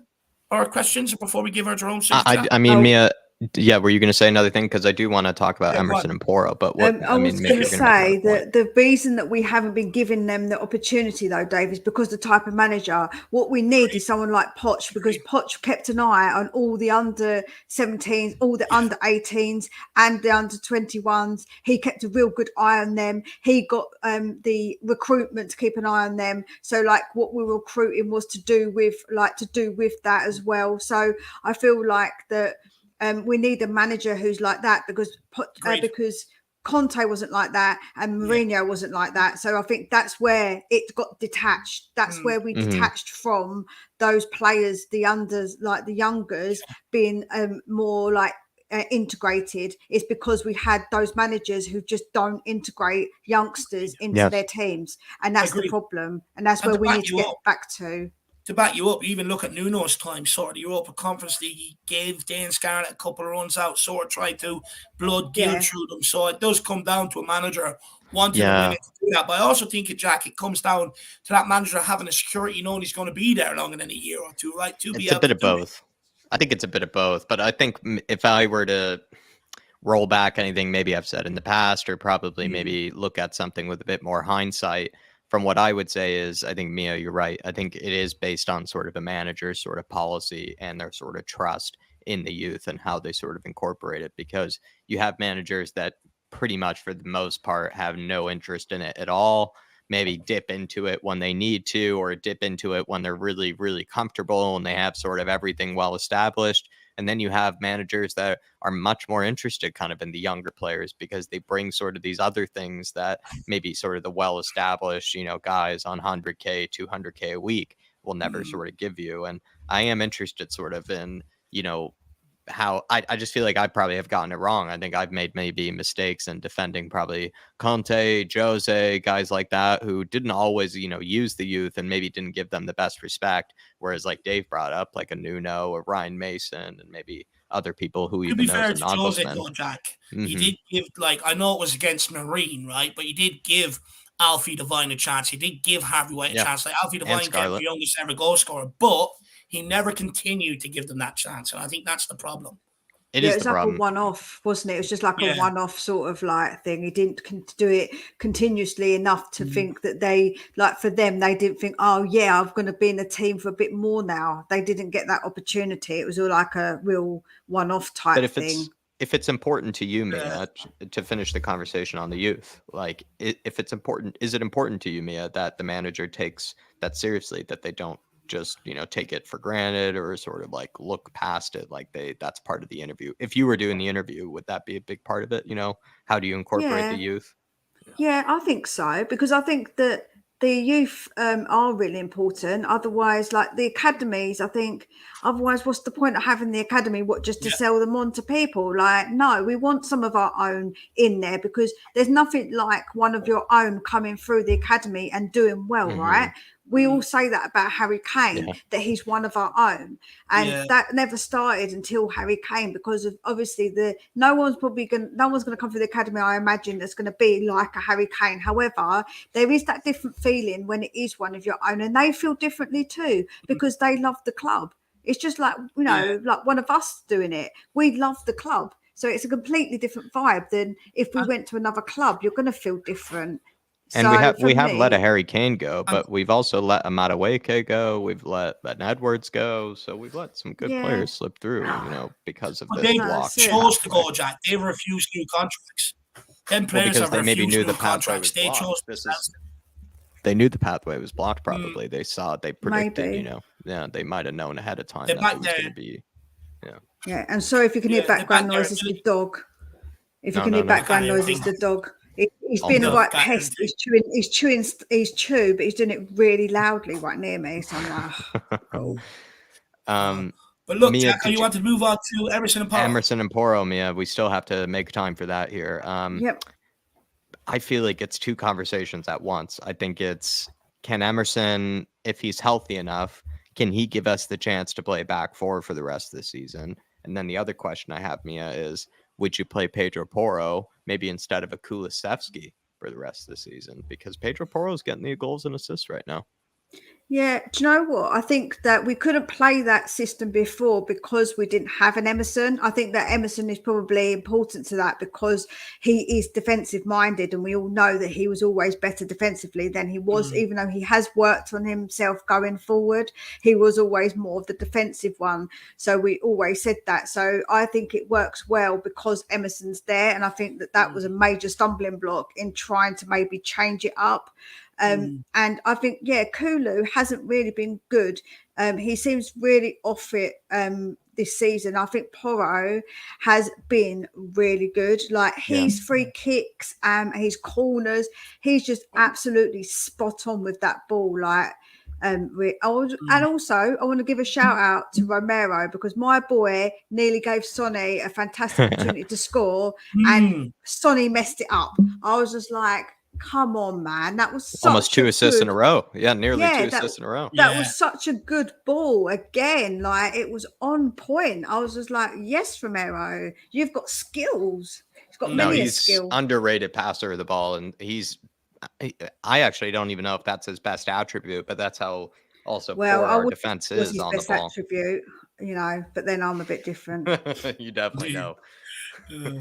Love it. Why don't you take Jerome's super chat here with us, Mia, and then we'll let you plug your channel. Jerome says, do we really deserve to be in the top four if Liverpool and United bottle it? We don't look like a top four team, especially if we are going to end over 20 points less than the top two. If you're there, then you deserve it. Like what I'm trying to say, my point is that if Liverpool get top four, are any of their fans going to say, actually, we don't deserve it? I'd rather not be in the Champions League. Don't be silly. Of course they're not. They're not going to remember they played really badly. If Man United get it, they lost 7-1 to Liverpool, or 7-1 or 7-2. No, 7-1. It was like a massive score. But a Man United fan's going to say because we lost against Liverpool and conceded 7 goals, we don't deserve to be there. I've heard them say it's still a success if they finish inside top four. I've heard them say so that's what I'm saying. So I don't believe that at all. I think that's a fallacy that like people put in their heads, especially Tottenham fans, where we're saying, oh, we don't deserve it. Well, no, you deserve in the league where you finish, and we're going to finish wherever we deserve. So if we haven't been good enough to be in Europe, we're not going to be in Europe. That's how I see it. Do you know what? I'm one of them. I couldn't really care whether we deserve it or not. I'll seize any opportunity that comes my way. And look, if it means, look, I think we're maybe to put where Jerome could be coming from. Like, you look at Brighton's season, some games in hand. I know they've still got the top 3 to play come towards the end of the season, and that might end up costing them any sort of form of European football. I think when you look at what we've done this season compared to what Brighton's done this season, I think that's maybe where maybe Jerome's coming from. I'm not sure. But sometimes in life, we don't get what we deserve. We get what we deserve sometimes. Do you know what I'm saying? Like, I deserve to be a millionaire with Romero as my husband, but I didn't bloody get it. So sometimes you don't get what you deserve. Do you know what I'm saying? But sometimes in life, you fall lucky. Look at those people. Sometimes they might trip and fall and end up with compensations of millions and millions of pounds. Do they deserve it? I also look at it too, Jerome, where at the end of the day, it's a 38 game season, 38 opportunities to grab 3 points. You play each side twice. It's sort of at the end of the day fair. Like, wherever you end up finishing is wherever you end up finishing. It's not a sprint, it's a marathon, right? The Premier League. And it's the reason why Man City have caught up with the likes of Arsenal, is because there's still plenty of games to go. That's where everybody was sort of saying, right? Is that even though Arsenal are leading the league, they haven't won it yet. There's still 10 games to go. Man City can catch up at any stage. And that's where I sort of feel like, I don't think we forget this, but I think we need to know that when it's 38 games, it's 38 games. Like, maybe there were some spells where you would probably say Spurs were terrible.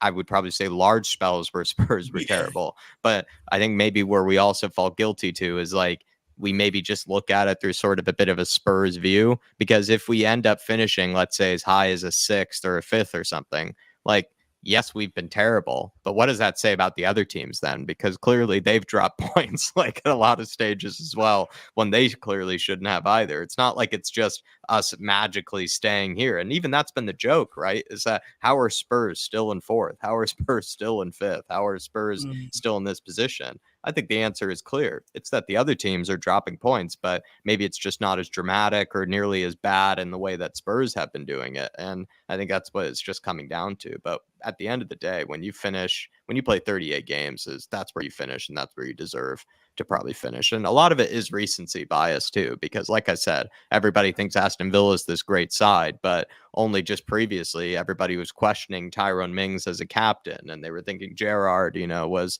needing to do a whole new rebuild again, and like, all these things. So I think a lot of it is sort of just recency bias, like, as well. There are stages when teams look good, and there are stages when teams look bad. The top 4 race this season has been who can suck the least. It really has been for the top 4 race. And don't forget how many managers have been sacked this season. Like, it's been a mad one, isn't it? It's been an absolute madness with the amount of managers that have been sacked. So obviously people's season haven't been going well because everybody's getting sacked. Yeah. Interesting point, well, Jerome.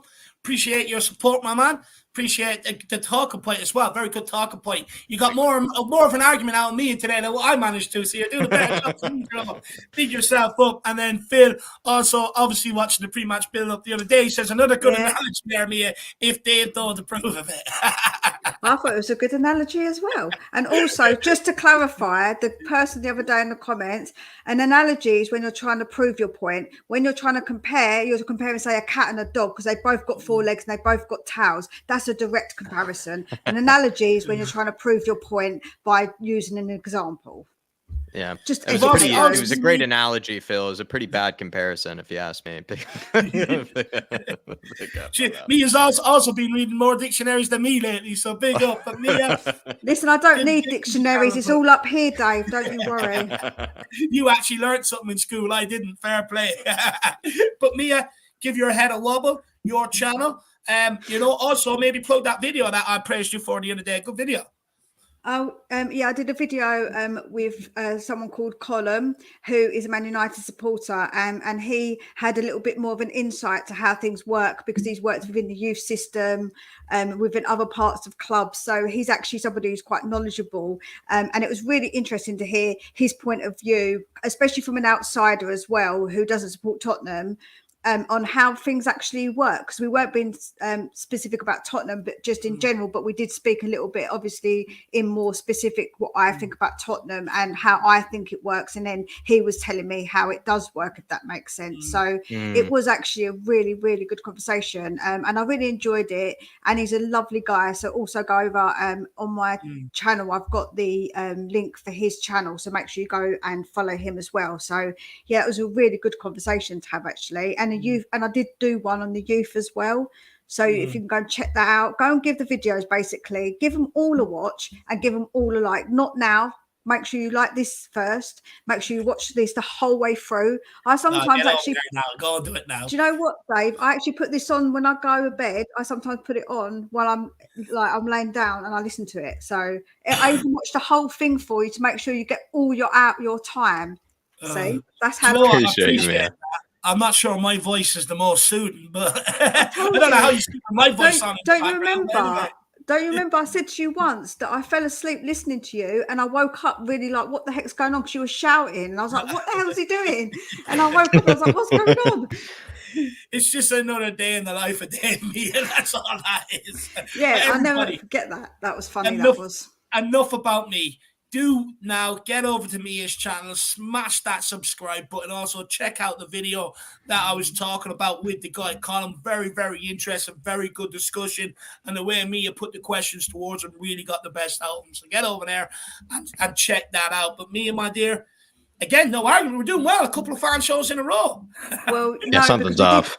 We do it on the pre-match build-up now. We argue on there instead. Oh yeah, that's right. Yeah. That's fair play.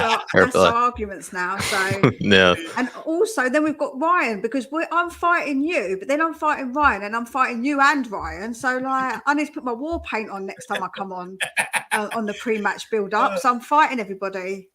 Oh, you know what? I just hope next season we can just do well and everyone's on the one page, because I'll be honest.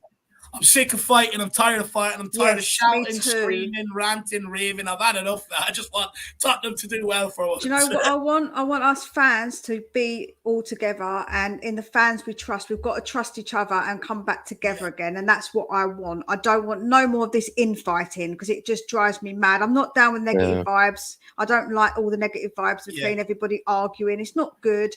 And I want us all just to come together and for us to do well and be happy, because exactly 4 years ago, was it 3 years ago, we got through into the Champions League final, and they did that exactly today. And like when you look back on how that united fans and how happy we were, I will never in my life forget that feeling on how happy I was when we scored that goal. I rang up my brother and I was like a mad woman. I was talking like 100 miles an hour, and he was like, what is wrong with you? You need to calm down. I'm like, but I can't believe it, we just got through to the final. Can you not believe that we just scored that goal? And he's like, man, you need to calm down. I'm like, seriously?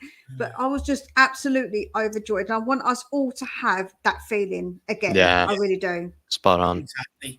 Well said, Mia. Absolutely brilliant. Mia, we'll speak again soon, my dear. Thank you very much. Great call this evening. See you later. See you later. Have a good one, man. Everyone, big up me in the chat. Great calling. Great call. Just off the back of that, what you were saying there about that Lucas Moura goal. I remember I rang the outlet and he was streaming it, and he was like a minute behind me, so I didn't even know it happened but basically I spoiled it for him and he couldn't believe it. It was absolutely it happens. It happens. That's I was just too excited, Jack. I couldn't contain it. I just needed to ring the outlet and cry and scream and everything else. A lot of people saying Dave's always screaming. I do apologize. I try to keep it down. I'm trying to be better. I know sometimes it's a harsh listen, especially with headphones. So big yourselves up, everyone. But look, Jerome says Dave Scarlett is the next Harry Kane. Mark my words. Very, very highly rated, especially in the England setup as well. It's all about how we develop these kids. We've had lots of kids come through the academy who's been highly rated, and unfortunately, we just haven't had a pathway through for them. They've been lost up in the sort of where we've sent them out on loan, and ultimately they end up leaving for free. And even our good ones just turn around and go at 17 years of age and back themselves. Go ahead, sign a new contract. I back myself to go across Europe and play first team football, and we've seen that as a repetitive team over the last few years. So for me, It's about, especially the likes of an Alfie Devine and Dave Scarlett now, it's about trying to clear a pathway, trying to give them what minutes we can, where we can, because these are guys that are going to want to come off the bench to make an impact, to prove they're good enough, rather than what we've seen a lot of times this season where people are coming off the bench and just not trying a leg or giving away goals like Lucas Moura. So, you know, Dane Scarlett, I really, really highly rate. I really like the look of them. Hopefully we learn to develop these players a bit better, Jacko. Yeah, and what I would say too, Jerome, though, is that Spurs seem to continue to have a knack for creating or at least developing good attacking players. Like, it's not even Dane Scarlett that you can be looking at as sort of to take over the shoes of Harry Kane, or in some way sort of take on that sort of challenge of being the next sort of kid from the academy to lead on Spurs. You have a young, you know, Donnelly. You have a young James Donnelly, young Jamie Donnelly coming through to the academy as well, who I believe, Dave, as well. Doesn't he play like center mid? He's played right mid. He's played all these different positions, you know, for the under 21s this season, which I think sort of shows, like, with how when you watch him play, it kind of shows like how many different positions he plays. When he does play in his more comfortable position, which I guess is kind of as a striker, he has that ability to be able to bring players into the game. He drops deep. He threads people through. He's actually really good at sort of trying to play between the lines and everything too. Like, he's a very clever player. Whereas at Dane Scarlett, you look at him, he's kind of like more of that raw. He looks like a striker, right? He's tall, fast, strong, looks like a much bigger kid for his age too, type of kid. And he looks, if anything, sort of like I said, sort of like an Mbappe, Holland, you know, kind of like regular striker. Like, you know, you wouldn't mistake him, you know, at all for a different position. He looks like a striker. But I actually am pretty excited by the fact that you have a young Donnelly with a Scarlett, Mikey Moore. You have that Tyrese Hall kid who's very good. 15, Jack, Mikey Moore. Tyrese Hall is only 17. That's what I mean. So Spurs, I mean, we want to see more Dorringtons coming through the academy, Jerome, like more defenders, but Spurs seem to have a knack to be able to develop young attacking players, like good attacking players. Even Mundel, right? Even if he slips through our hands, another good player that's sort of been developing here. So we've always had a knack for creating at least good attacking players by the looks of things. We have, and it's now just about clearing the pathway for them to come true. But Jerome, I agree with you. I'm really looking forward to seeing whether we can develop Dane Scarlett and what he can bring, my man. Big yourself up, Jerome. Wolves Finland with a super chat, and I think this is the latest comment I've seen underneath. But Wolves Finland, if I'm wrong, just put your comment in, brother, and we'll bring it up. He says Spurs are used to winning 3 cups in a decade. Before that, maybe even 4. And look, yeah, you're spot on. I mean, I think when you go back through the years and the trophies we won, I think it does average out 3 trophies sort of every decade. Or when you look back through the decades, the common number has been 2 to 3 trophies across that decade. And it would be nice to get back to that, right? It really would be nice to get back to that. Football was a bit different back then to what it is now. Now you have to have the best players in the world to compete. You look at all the FA Cup finals over the last few years, League Cup as well, I'd say over the last 20 years. Predominantly, it's been a lot of the big teams that have made it and that have won it. Yes, you have your obscure teams in there where a Portsmouth picked one up, a Wigan picked one up. But, you know, predominantly, especially over the last few years, they've been pursued by the big dogs, you know, teams that have a serious hunger about them. Liverpool, City, teams like that, Chelsea, United, sort of been dominated by them. And in order to get back there, it's a bit different. We do have to spend that money now, whereas before everyone was sort of on an even keel. It was just about the right recruitment and stuff like that. And back then you sort of had different teams making the FA Cup and stuff like that. Now it's more or less the same teams. And I'd argue it's probably harder to win now than what it was back then. But we don't give ourselves the best chance if our recruitment is wrong. You know, that's a huge problem. Spot on. Big up, Wolves. I think that was the comment, though. Wolves, let me know. I'll just double check in the chat. That result against the likes of Aston Villa, really thank you, because you gave Dave a reason, you know, to be happy about the Europa League. I mean, like I said, he's happy clapped before even I have, which is a huge shocker. So big yourself up, Wolves Finland. Thank you for the result. Big up to Diego Costa. Yeah, love that. Big up, Wolves. 24C says, Jax, it's not Mundel. We can't associate his name with Mundel. It's Mundel. Mundel, yeah, it's Mundel. I think it is That's where we're Mundel. going with it. Yeah, that's no, it shouldn't be saying that. You're absolutely right. 24Z. That's out of play. I mean, it's just no reason to hurt his reputation at this stage when he's already so young. You're absolutely right. And King Hodder says, bye-bye Southampton. Now let's nick a player off them on the cheap. Bella Yeah, look, there's a Kocap, couple I would take that there. German guy, the center back. I think, we're looking at center backs. We want young center backs. Nagelsmann's coming in. Bella Kocap, Dave. Doesn't it make sense? A young German center back for Nagelsmann. Yeah, look, I would look at bringing him in. I've like what I've seen from the kid the majority of this season. I also look at Bazunu. I think I'd love to bring him in as our number one. He's got Premier League experience. He's young. You'll have him for about a decade. Great distribution with arm and feet. Also, I like the look of what's the midfielder they got off City this season? Was it Lavia? Lavia, yeah, Romeo Lavia. Yeah, he's a defensive midfielder though. So do we have maybe too many of those? Yeah, maybe we do. Look, you're right. We've got Papa James Ward-Prowse. I bet you're You've more got interested Skip in there than to maybe develop. Lavia. Ward-Prowse would be the biggest one I would take. I like what he's about. He's free kick specialist. Having him, Porro, and Paratici standing over one, that would give me wet dreams.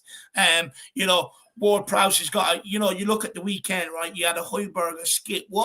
A Ward-Prowse would have opened that Palace team a lot more because he would have that passing range. So for me, they would be the players that I would be targeting. My man, big yourself up. 24Z really likes Lavia. That's good to see, my man. Yeah, I think Southampton are one of the most rateable teams I've ever seen that have gone down to the championship. Like they are like everybody would take so many players off of them. Like, and that's that just shows they'll come straight back up because they'll probably have at least, if they end up selling most of their talent, it'd be like close to 100 million, I bet, like of players that they'll probably end up selling back. So I think they're in good position. But next guest, Ellie. Keep it moving here. I believe it's Queen Ellie, Dave. Let's get her on. Let's see what she has to say. She's loving them Hojbjerg words at the weekend, weren't you, Ellie? Yeah, I was. Do you know what I like about Hojbjerg? It's not just the way he's on the pitch. Off the pitch, he talks the truth, and he's not scared to call out people and put the club, not to ransom, but put the club in a spot that he might even get the sack. You don't know how the club will be thinking about that statement that he put out. But at the end of the day, he loves the club. That's why he's talking about. He called out the ownership and he called out his fellow players. Ellie, do you think? What players do you think he's calling out? Did. That's the key. What players do you think he's digging out? Well, the one that we dig at is Dyer. So obviously that's one, because he's right behind him. So do you know what? And also, Hojbjerg gets a lot of the blame sometimes when the ball gets through, right? But he's trying his best. But there's only Skippy supported him, and he's inexperienced in that role as well. When he had Bentancur there, you see how much better it was because you've got two experienced midfielders. He's a bit wet behind the ears, Skippy. He's got a lot to learn until he's the finished product. What do you make of a lot of the criticism that Hojbjerg's sort of receiving to the back end of this season? A lot of people may be saying that we should look to maybe move him on this summer, Ellie. No, well, do you know what? Everybody knows on Twitter how I am with Hojbjerg, right? So I'm getting a lot of support and I'm getting a lot of stick, but I hold my own. I'm like Mia. I can speak my mind. I can put on my war paint and defend my man. You know what I mean? So you have to be diplomatic, though, because you have to put the reasons that you think Hojbjerg is good, right? Because not everybody sees him like I do, which is it's all opinions at the end of the day, right? I was at you're the Hojbjerg expert, Ellie. So you're the one that can maybe speak about parts of his games that maybe fans aren't seeing. So what parts of his games do you think fans aren't recognising?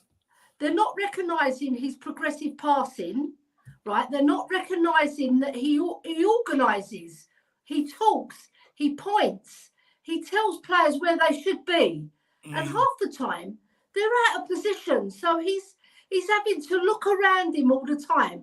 And sometimes he can lose concentration because of it, because he's worrying what the other players are doing. So that maybe that is something that he's got to work on. You know, that might be a little bit of a weakness. Maybe he should calm down a bit on that, because then he can concentrate on his own game. Because when he's good, Hojbjerg is really good. You know, we've seen it. We've seen the goals that he's scored. Do you know that goal that he set up against Man City? That was Harry Kane's record-breaking goal. Nobody remembers that, so I'll remind them in Twitter. I said, or they'll ignore it, if anything, I think. Ellie. But the thing is, the way he made the goal as well, you know, he actually won the ball. He had the tenacity to go forward and to slide the ball beautifully to Kane. And he did it again against Brighton, and we won the match. So he's been a very important part of our team. But I think people just remember the bad, you know, because he has had some stinkers today. I must hold my hands up. He's had some stinkers this season. Sorry, not today. Ellie, what do you make of my theory on that? Because I think they've sort of come towards the end of the season, in my opinion. What do you think? Because you know Hojbjerg better than all of us, right? Yes. Do you think he's absolutely knackered? Do you think he's shattered? Do you think he's a guy that sort of does need a holiday, does need a break away from football? Because you got to remember, you know, the guy's played. I think it's less than 10. He's only missed less than 10 games across all competitions since he's joined, and he's had 2 international competitions or international football over the summers. So, do you think it's a player in decline, or do you think it's a player that's just shattered? I think the latter. He's a player that's very tired. He's had the World Cup now. He's got the European Championships. He's had a hectic season with Spurs with so many chops and changes, you know, and he's had Dyer behind him making mistake after mistake. Then you've got Lloris behind him who's been making mistakes. So I think he does need a rest personally. But then who do we bring in? We'll have to bring in a youngster like Sarr to play with Skip, you know. So it depends on how they rate getting in. Should we just see if Hojbjerg's better with a different partner? Should we see if he's better with Papa Matasar before we drop him in general? Yeah, it could work with Sarr. But the thing is, he's wet behind the ears as well. I think if we had another experienced midfielder, he won't get half the criticism. Because you remember, Skippy's only 22, 23. This is his first real big season because he's been out on loan. This is his first big chance, and he's only got his chance because Bentancur's been injured, really. He wouldn't get a look in. He'd be on the bench, wouldn't he? Realistically, he'd be on the bench talking to Sarr about, you know, girls and that. Right. Yeah, but the thing is, I think he does need a rest, but I don't think they will rest him because they see every manager's played him. So they see what I see. I played in midfield. I made a comment that me and Mia were sort of having a little bit of a beef about, but that's Mia for you. But the thing is, she's not doing it spitefully. She's doing it because she's testing you to see what you're going to come back with. And I love that about Mia. She'll test you, right? She'll spin it. Right, so I just think Hojbjerg, I don't think they're going to give him a rest. They won't, because he's too important a player. Yeah, I agree. I think we're better off. Lads. I think we're better off seeing Hojbjerg with a new partner before we consider dropping him altogether. And I think you've brought this up before, Dave, so I don't want to steal your point, but midfield and other positions you said it's all about partnerships, right? It's all about partnerships, Dave. So if a Skip and a Hojbjerg don't work out and maybe aren't proving to be a good partnership, what do? You know, you have to break up the partnership, and it's just depending on which player that you drop, which player that you bring in is maybe the solution. And I think from what we've seen, I don't know if Skippy's been all that much better than Hojbjerg to prove that he deserves to stick in the team more so than Hojbjerg does. So that means then you're probably looking for a Basuma maybe to come back, maybe hopefully quite soon, or Papa Matasar to be the new partner for Hojbjerg. And we've seen Hojbjerg look like one of the best midfielders in the league this season, but that was probably more so because he had that partnership, Ellie, with Bentancur. Because he can trust the goal, Jack. When he goes forward, he trusts that Bentancur is going to do the stuff behind him. He doesn't, he trusts Bentancur, and that's what it comes down to. He knows he can give the ball to Bentancur because he knows that Bentancur can play it out, progress it, and stuff like that. But Hojbjerg also knows he can go and press people because Hojbjerg is working in tandem with him. We've seen when Hojbjerg was in there with Harry Winks, there was no partnership whatsoever. Hojbjerg was going to press, and Harry Winks was sitting back with Eric Dyer, talking about where they're going in Spain next summer. You know what I mean? It's absolutely ridiculous. And partnerships, I can't stress this enough. Partnerships in football is absolutely key. You don't win anything as individuals. It's all about being partners. It's all about talking to each other, complimenting each other, being able to take criticism off each other, directing each other. There's so much that goes on in a partnership that people don't, sort of undervalue. A good partnership, they know each other's games. So if one goes, the other one knows to tuck without even having to speak at times. So partnership, absolutely crucial. And I agree with you. I'm only speaking from my experience, Yeah. I mean, when I played in midfield for Spurs ladies, I had a similar partner who wasn't brilliant on the ball, but they were really tenacious and they got stuck in and they won the ball back. And then I could do my bit of magic, and get the ball forward.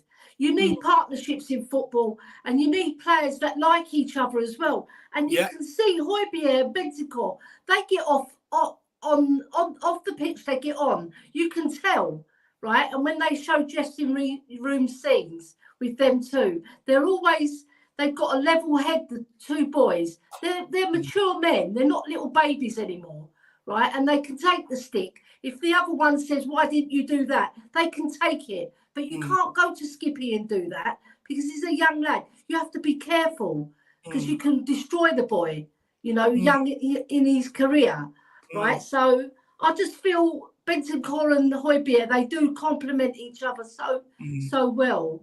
Two brilliant players in different ways, And I must stress, because the narrative that be spun off this, that we hate Skip. I must stress this. No one here hates Skip. The reason why I bring up about his development is because I actually care about the guy, and I actually foresee it being something he needs to do in order to stay in this team. One thing I am good at is seeing what's coming down the line, as proven with the defense over the summer. So I would say, trust me on that when it comes to Ollie Skip. I'm not sitting there, no one's sitting there putting him down. We like him.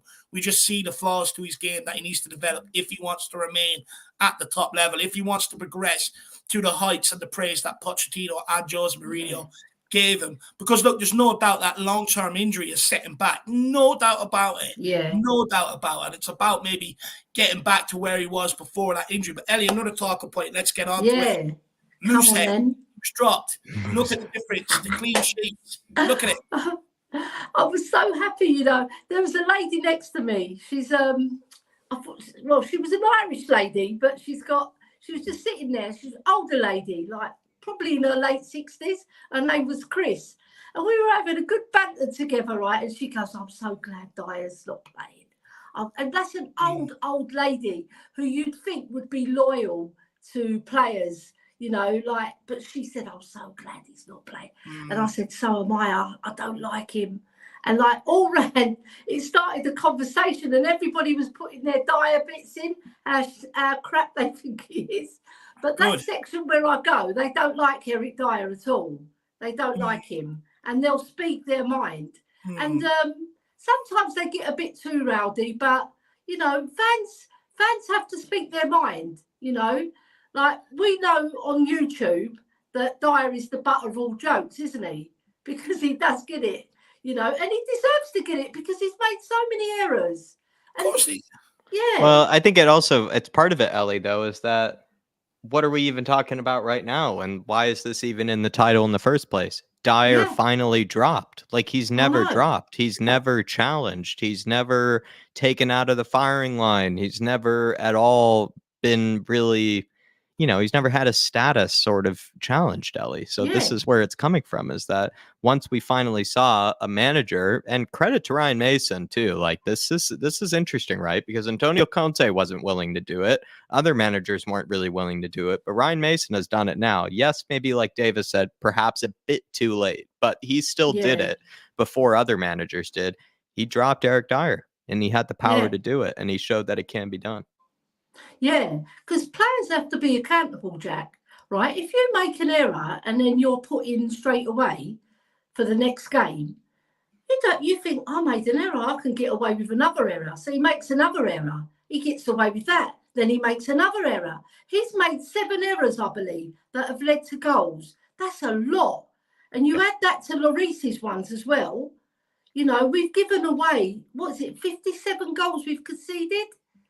And I would say more than half of those, even though they weren't direct errors, right, where he's made an obvious mistake, is because he's not been in position, or he's looking around for other players to take up the responsibility, you know, and then he waves his arms about like it's not his fault. When it is your fault, Dyer, because you've not been in the place that you should be, and you're not trying to block a shot, and you're not trying to put a tackle in. What defender doesn't tackle, for God's sake? He doesn't put any tackles in at all. I think that's where a lot of people. It's so frustrating. I think it's where a lot of people have come from, Ellie, when it comes to Eric Dyer, because they feel like he isn't exactly shown to be really even a leader this season. Like, part of the maybe initial thinking was why he was in the squad was that he brings some sort of balance or some sort of leadership into the team. But oftentimes we've seen him kind of doing what Lloris does when goals are going in, is that he's throwing his arms up at his teammates. He's pointing at other players after a goal goes in. And let's be honest, that's not really, the behavior of leaders. That's not really the behavior of what a captain does. If you're sort of like deflecting blame onto other people when you obviously played a huge part in it. Yeah. And I'm not saying he's fully to blame for all our errors this season. But no, he's deflected blame, I think, errors. Ellie, when he's played a part in it. I've seen him point at other players. He looks around who to blame. No, you don't. Get on with your job. Hugo does the same thing. Concentrate on your job. Yeah, your job is to defend and to tackle and to block shots and to organise. Yeah, because you're the central defensive player. You're in the middle. You should be controlling your troops, telling them when to come out to catch players offside as well. Because we've been caught many a time like that. And being a centre-back is crucial. Not only that, he also can instruct the midfield to push up, to get pressure on the ball. That's what a good centre-back does. He instructs people around him, to get pressure on the ball, and they listen. They go and do what he has to do. With Eric Dyer, it's like he's just comfortable with everyone sitting in around protecting him because it makes him look good, and it pisses me off with the guy. But, back to something that Jack said at the start as well is, I'd make an argument that Conte didn't necessarily always have the opportunity to play that sort of back line, because Davies has been injured for a lot this season. Romero was injured a lot before the World Cup. Langley has been has had a couple of knocks. Emerson has been out for quite some period of time. So I would I'm not excusing Conte, and I'm not saying he couldn't have tried it at some point. But things were going well up until the end of October. So there's no need to change it then. But then from that October up to the World Cup, even to now, look at the amount of injuries we've had. We haven't. I'd make the case that we haven't been able to put that out. Yeah, and now we've got the chance. It's too bloody late, isn't it? It might not be too late to win us a European spot, though, if they keep him out of the team. But if Mason puts him in for the next game, Mason's going to go down in my estimations. All right, because I'm thinking, why are you doing that? Drop the boy, put up a fence, and say, you've got to win your place back. If you're going to get back into my team, you've got to show me in training. You've got to show me your attitude. You've got to show me that you want it. Because at the moment, those players that came in, Longley played well, Romero played out of this world, and Emerson played out of this world. So none of those 3 players deserve to be dropped. And Davies was decent, like he always is. It's nothing special, Davies. You get what you see on the can, don't you, with Davies? Ellie, do you agree with Ben Davies, right? Because the argument now is to keep him around. He's solid defensively compared to Dyer and Sanchez. And I 100% I take that argument, right? And where we are right now, I'll settle for that. But we got a glimpse into what next season could bring, right? If we do have a good, solid backline, they do keep the clean sheets. Yeah. Ben Davies isn't good enough on the ball. I don't know how many times I've seen him give it away, but also, Ellie, how many times he refused to open his body and actually look down the left-hand side? That was what was more concerning to me. He was very comfortable just facing the inside and playing it inside. And it very much reminds me of Doherty. It's very easy to sort of pick up, read upon. A smart player on the opposition team will read where he's going with that ball and intercept it and get straight at us. For me, I think with Ben Davies, what we saw at the weekend gives us a glimpse into the problems he's going to face with us next season. Would you agree, disagree? Yeah, I agree with you. I think he's just an older version of Sessegnon, really. He's got about the same ability, but with Sessegnon, he's got youth and he's got pace, whereas Davies hasn't. He's okay pace-wise, but he's not like blistering pace. Yeah, but he just does what he can. He's nothing special. And if we're going to progress to the next level under Nagelsmann, whoever comes in, I hope it is Nagelsmann, by the way, but whoever we need better. We need better. And we just keep these players. Why? Why are we going to keep them in as backup? Get better backup. Yeah. You know?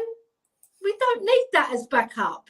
Just palm them off to Southampton. They're going down. They need players. And we'll have I know you mentioned Lavia. I think he's fantastic. You like him? Oh my God, I love him. He's only 19 as well. He's a superb player. Fantastic balance, good on the ball, comfortable, reads the game well, and he gets about the pitch as well. He's not a lazy player. He's ready to fight for the team, but unfortunately they've gone down. I think he's on loan, isn't he, to Southampton, isn't he? No, they bought him outright. They bought him. Oh, okay. Yeah, well, we can buy him. It'll be another addition to Southampton raid this summer, Ellie. Go down south for some shopping. yeah, we can. There's a few players there that are quite decent, aren't there? Yeah, there's a few I would take. I think, look, the biggest problem has been, it's just been the turnover of managers. Every manager's coming in is asking to do different things and everything else. And it's a huge problem. We've seen the difficulties with it this season, right? It's sort of like, they have a good base of something there. It's just a shame they probably weren't coached right. I would have argued that they should have stuck with that German guy. But anyway, I'm not here to get into the detail on Southampton's problems. We've got enough of our own. I'm so happy that they dropped him, though. Mason had the balls to drop him, and I respect him for that. Yeah. If anything, if he goes, we get the new manager in. I'll always respect him for dropping Dyer. If I bumped into him, I'd shake his hand. Part of me wants to get a flight over for the last home game of the season, just so I can stand there and be like, "We love Ryan Mason," just to annoy Dyer, I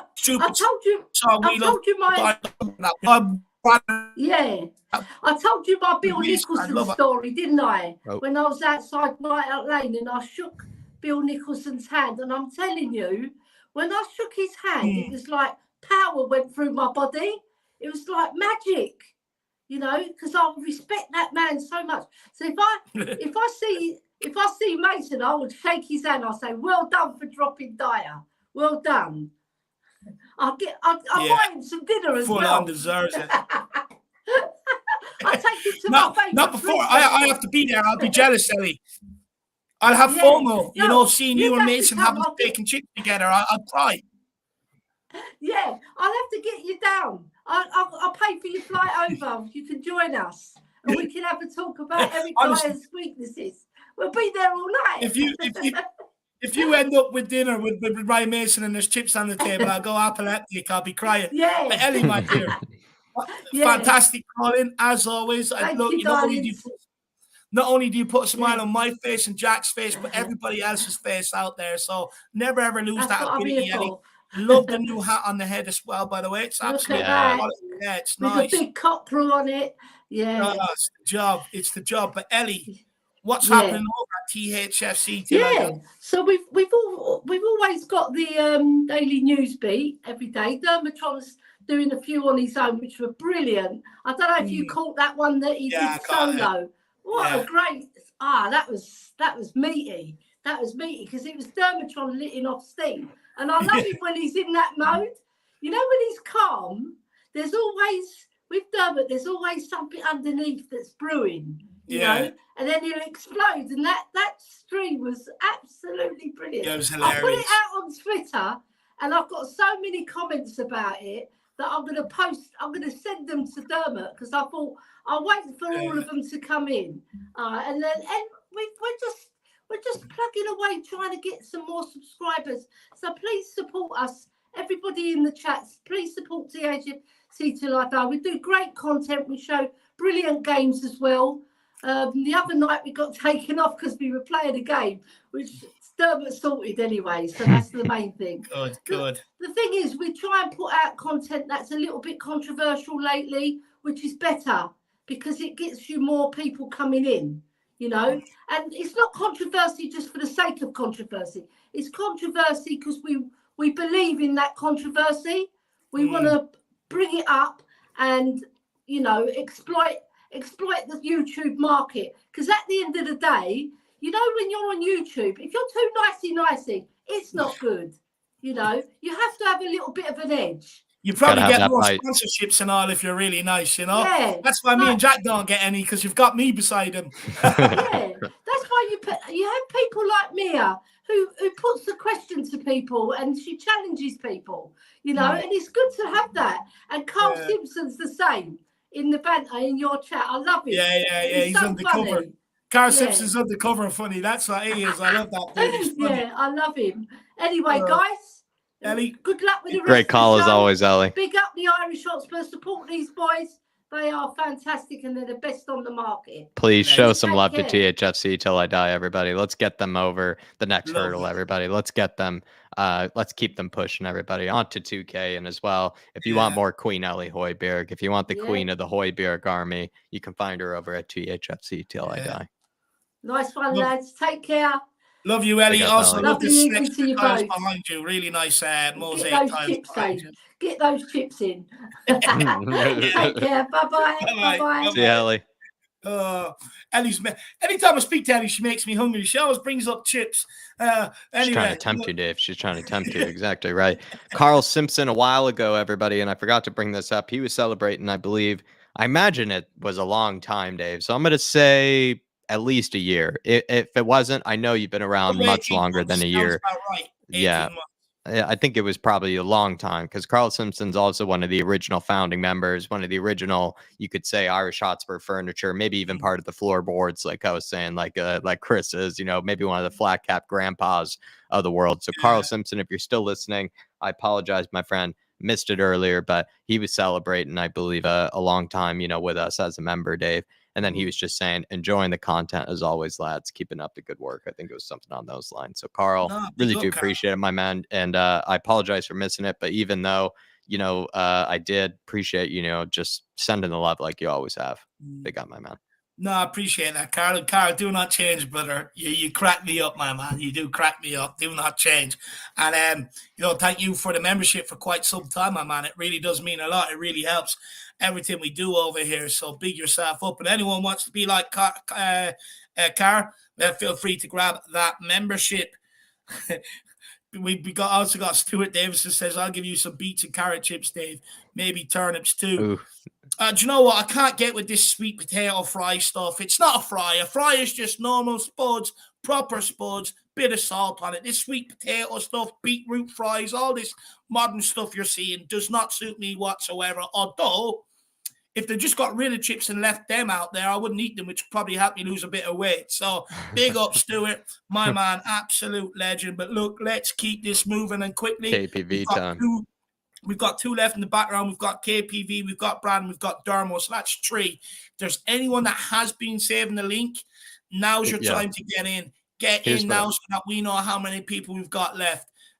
Look, here's what I would say. After KPV, it should be Donovan. Donovan, if you're still saving that link, come on, my man, because we have you still saved in the chat there. Tyler, you're supposed to be after Donovan right after. So if Donovan doesn't show, then Tyler, you are after KPV. And then after Tyler, it is Big Brad Matthews. So anybody who's still holding on to that link, who's been maybe hanging out in the chat or doing other things, please come on and, you know, join now because you are maybe due soon. And then, like Dave said, anybody who's been holding out for a while, feel free to bring that, click on that link now because we're going to bring it down. Big up. I've already took it down. But if you've there you are, everybody. saved if you it, have and saved come the on league, in because we here. know people out there like to save the league and come in later on. If you have done that, get in the back end. But look, let's get him on. It's KPV time. Let's hear what he has to say for himself. KPV, how you keeping, my man? Keeping good. Just seen Guardians of the Galaxy in the space of 48 hours 2 times. Useless film. Useless film, KPV. Don't say that about that, Dave, because it's got my mate Dave Batista in it. Batista in the film. Batista. You give me a Batista bomb if I'm not careful. But KPV, what do we want to talk about, brother? Plenty of talking points today. Where do you want to pick this up? I'll start with Hojbjerg because he is white. Like Newcastle and Liverpool games were both crap, and like we were, I think, great against Liverpool. Like Kane, Son, Richarlison, love scoring against Liverpool. I know Richie does. He's now scored 3 times at Anfield, 2 for Everton, 1 for Spurs. So great. Yeah, them front 3 scored against Liverpool, but I thought we were pretty On good. Richie, KPV, on Richarlison, my man, what would you do with him next season? Because he's been largely underwhelming this year. We spent a lot of money on him. What would you do with him next season? You think we should keep him around? I personally would. I think you've got to give the guy another season. Not everyone hits the ground running straight away, but there are people to say, there's some clubs around Europe sniffing in on him, and if they come in for a bid, would you cash in?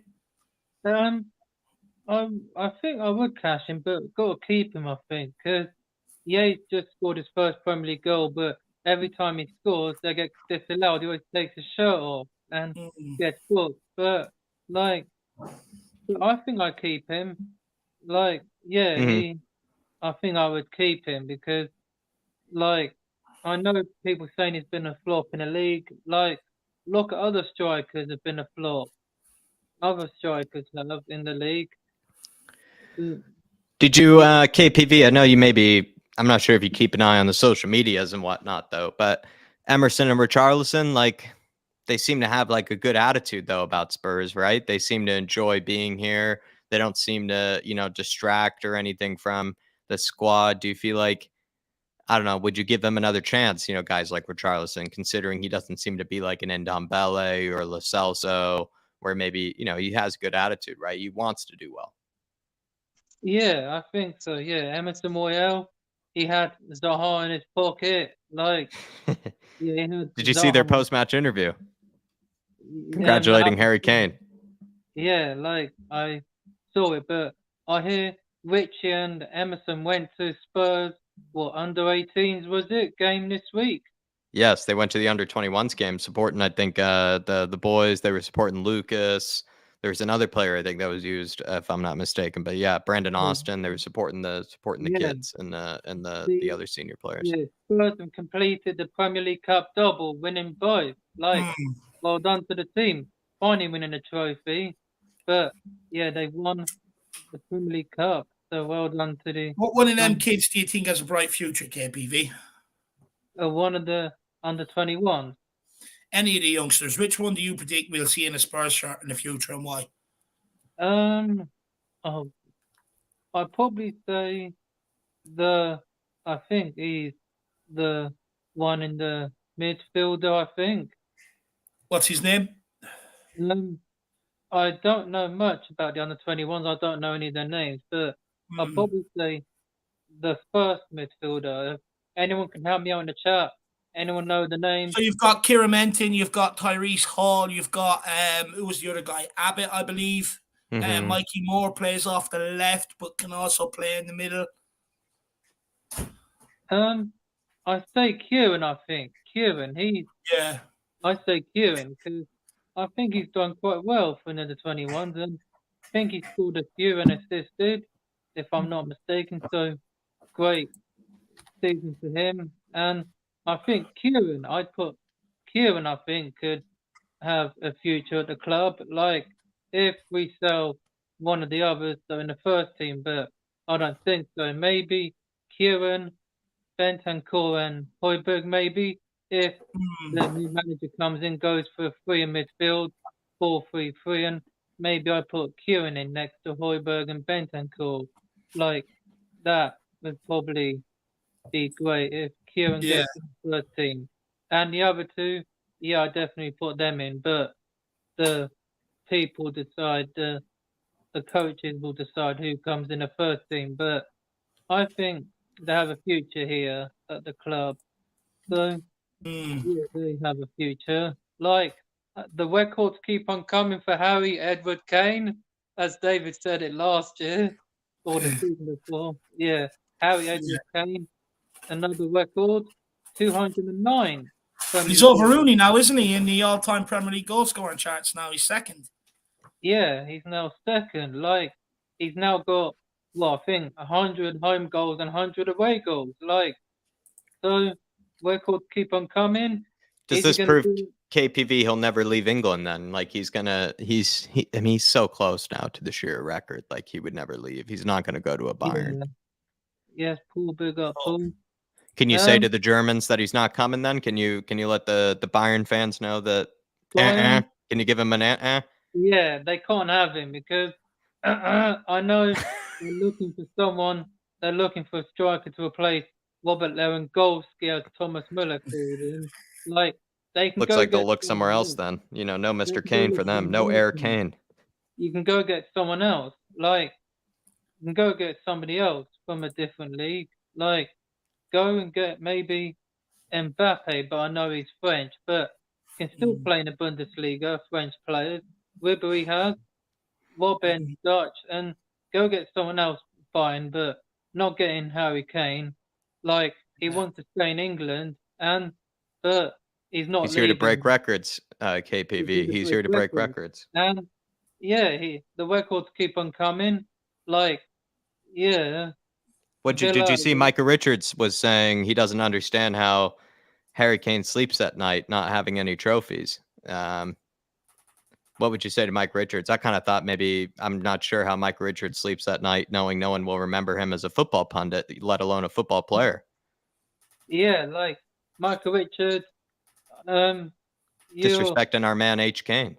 Disrespecting probably the best striker in the Premier League. Like, yeah, Michael Richards won 2 Premier League titles with City and then moved to Aston Villa a few seasons later. But yeah, he got relegated with Villa when Leicester won the title. So he's a flop at Villa. He only scored 1 goal. Still counts as a flop.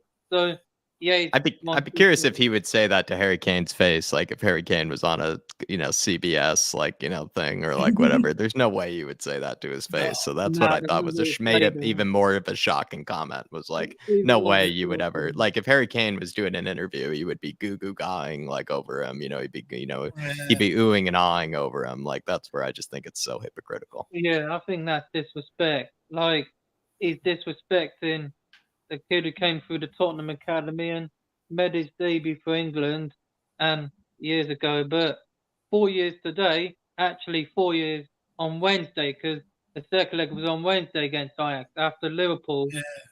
So the 4 years ago today, the amazing comeback against Ajax in Amsterdam happened. Lucas sent us to the final. Like, people actually don't remember that, but I know some of the people went to Amsterdam. Ben and Sim, Extra and Matt, and Expressions couldn't because he went to the pub anyway. So, yeah, 4 years ago, this happened. I watched it on YouTube earlier, and I was all over the place when he scored a hat-trick. But he's going to leave anyway in the summer, so thank you for the amazing night, Lucas. You'll always be remembered. Like, come back one time as a coach, like Ryan is, but yeah, like not as a player, because I know the players of Brazil, and you got Royale and Richarlison probably, but now he's going back to Brazil anyway, so you're always welcome soon, but not during this time when you leave. But thanks for that night.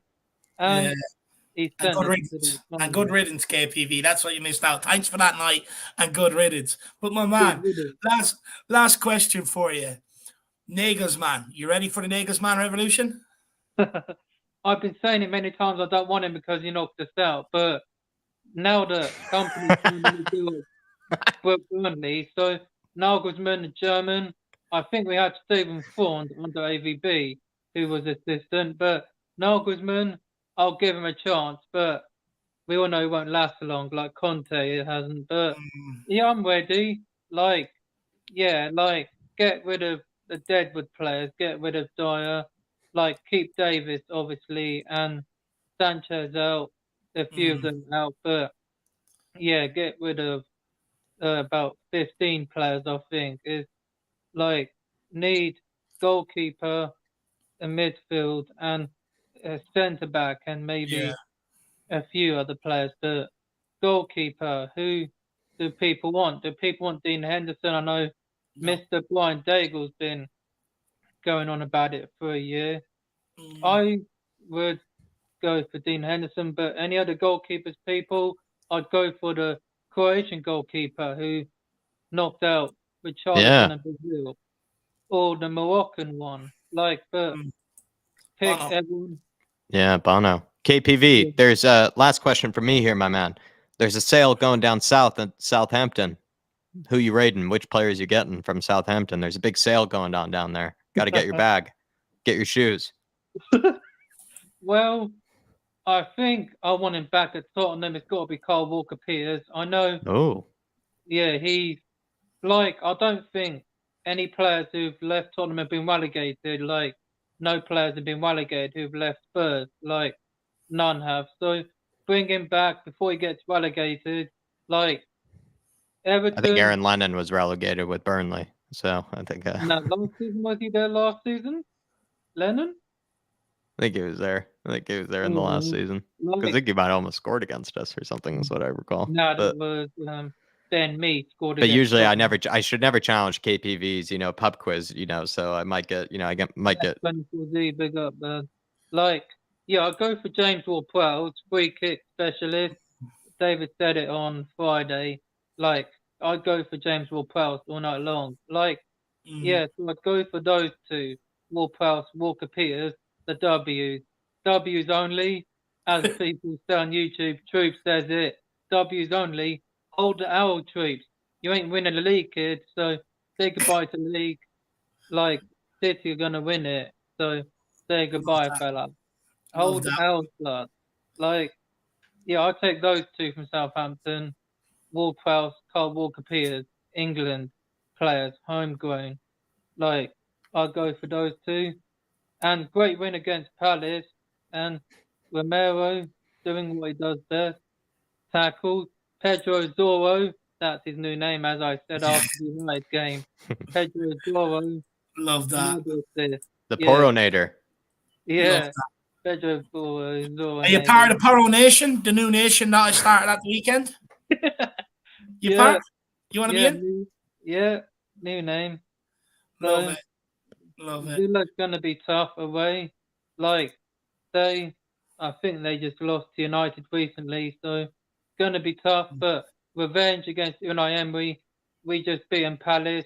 And so Villa, look out. You're getting done, mate. You ain't getting European football at this rate. Seventh, enjoy the Conference League, Villa, because that's where you're playing. Not Europa League. I don't want Conference League. I wouldn't mind Europa League. We can actually win that and get back in a big competition. Like, take it seriously, Spurs fans. Like, yeah, we lost to that team I don't want to talk about from Croatia, Zagreb. I don't give a damn. Like, we don't give a toss about that team. Never liked them. I know we bought Modric from there, but I don't give a damn about that team. Like, just as long as they're not in it next season, I don't think they are, because I don't know where they are in the Croatian league. So check the table, people. But anyway, my Sky's back up and running. So yay, back up and running. Positives, KPV. Positives, my man. And well done to Coventry, because I was born there for getting in the playoffs. Yeah. Get that win on Friday, boys. And Premier League come back. And obviously, Tottenham Coventry, the KPV derby, because it's going to be big. But hopefully Coventry can come back up. I'd love it. And people in the chat are going to say, why do you want Coventry to come back? Because I was born there, people. So put some respect on Coventry. Put some respect on Coventry's name, everybody. KPV. I was born there. So who's letting the dogs out, my man? Who's letting the dogs out? Brad is. Yeah, there we Love go. that. There we go. There you I go, like Brad, it. you let the dogs out, my man. But yeah, next up is, I believe, Donovan. If he does, then it's Tyler. So next, people, I'm out and off to watch Monday Night Raw because the new World Heavyweight Championship tournament begins tonight. So I'm off and Love it. Enjoy. whoa, Cody Rhodes. I'm off. Peace out, people. See you all on Friday. See See you, KPV. See you Friday, my Legend. man. What a See you. legend. What a legend. What a legend. Different I love sign that off. legend at the Different end. sign off. We got a singing KPV on the sign off, Dave. Well, look, that's what happens when you've got the WWE World Championships around the corner, Jacko. That's what happens. Brad Matthews best be ready to let out the dogs this weekend. Yeah, Brad, best it's Love big it. responsibility. Big up, my man. Yeah. Tyler, are you there in the back end, my man? There he is. Let's get him on. Let's see what Tyler has to say for himself. Tyler, how you keeping, brother? I'm doing good. How you guys doing? Yeah, Doing all right. Good to have you back here, Tyler. Happy with What do the you make clean of the sheet and the win? Clean sheet and a win, man. I mean, let's start there. Dyer being dropped, clean sheet, coincidence. I imagine I know your answer. Yeah, definitely not a coincidence. I was shocked to have Emerson back. I was so excited when I saw that. Yeah.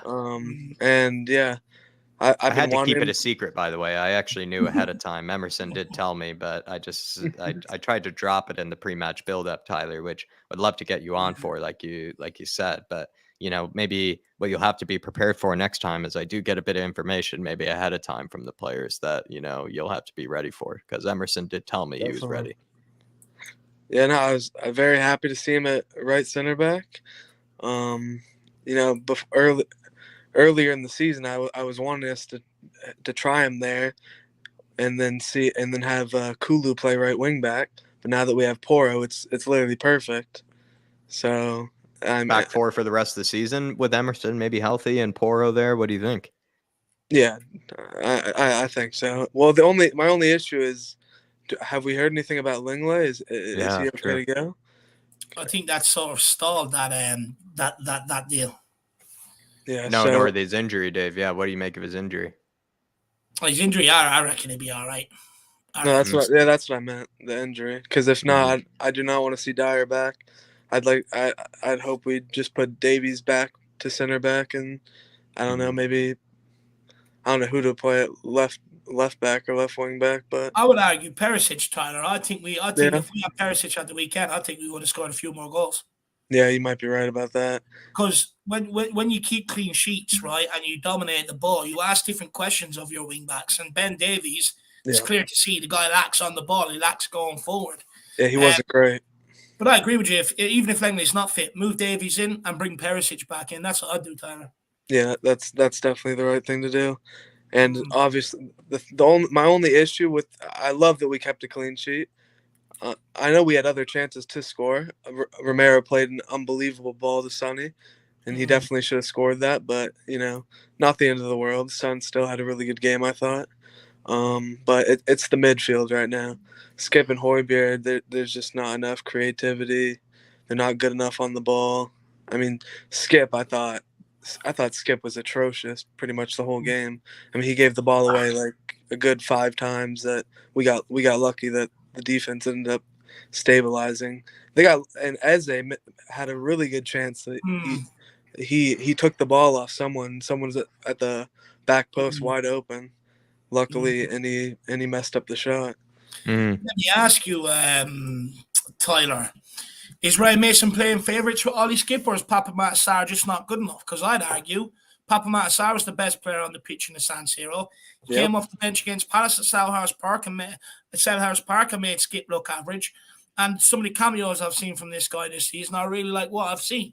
Why is he not getting a look in? It's hard to say. To me, I think Sarr is a much better player. And yeah, against Milan, he was the best player. And Skip was good against Milan too. But Sarr was unbelievable. Maybe part of the problem, the couple times he got subbed on at the end of games, he made a couple mistakes. But I mean, you're throwing him into one of those games where, what was it, the Newcastle game? And one of them, it was a late penalty that didn't really deserve to be a penalty. Southampton game, yeah. Yeah, but yeah, I don't know.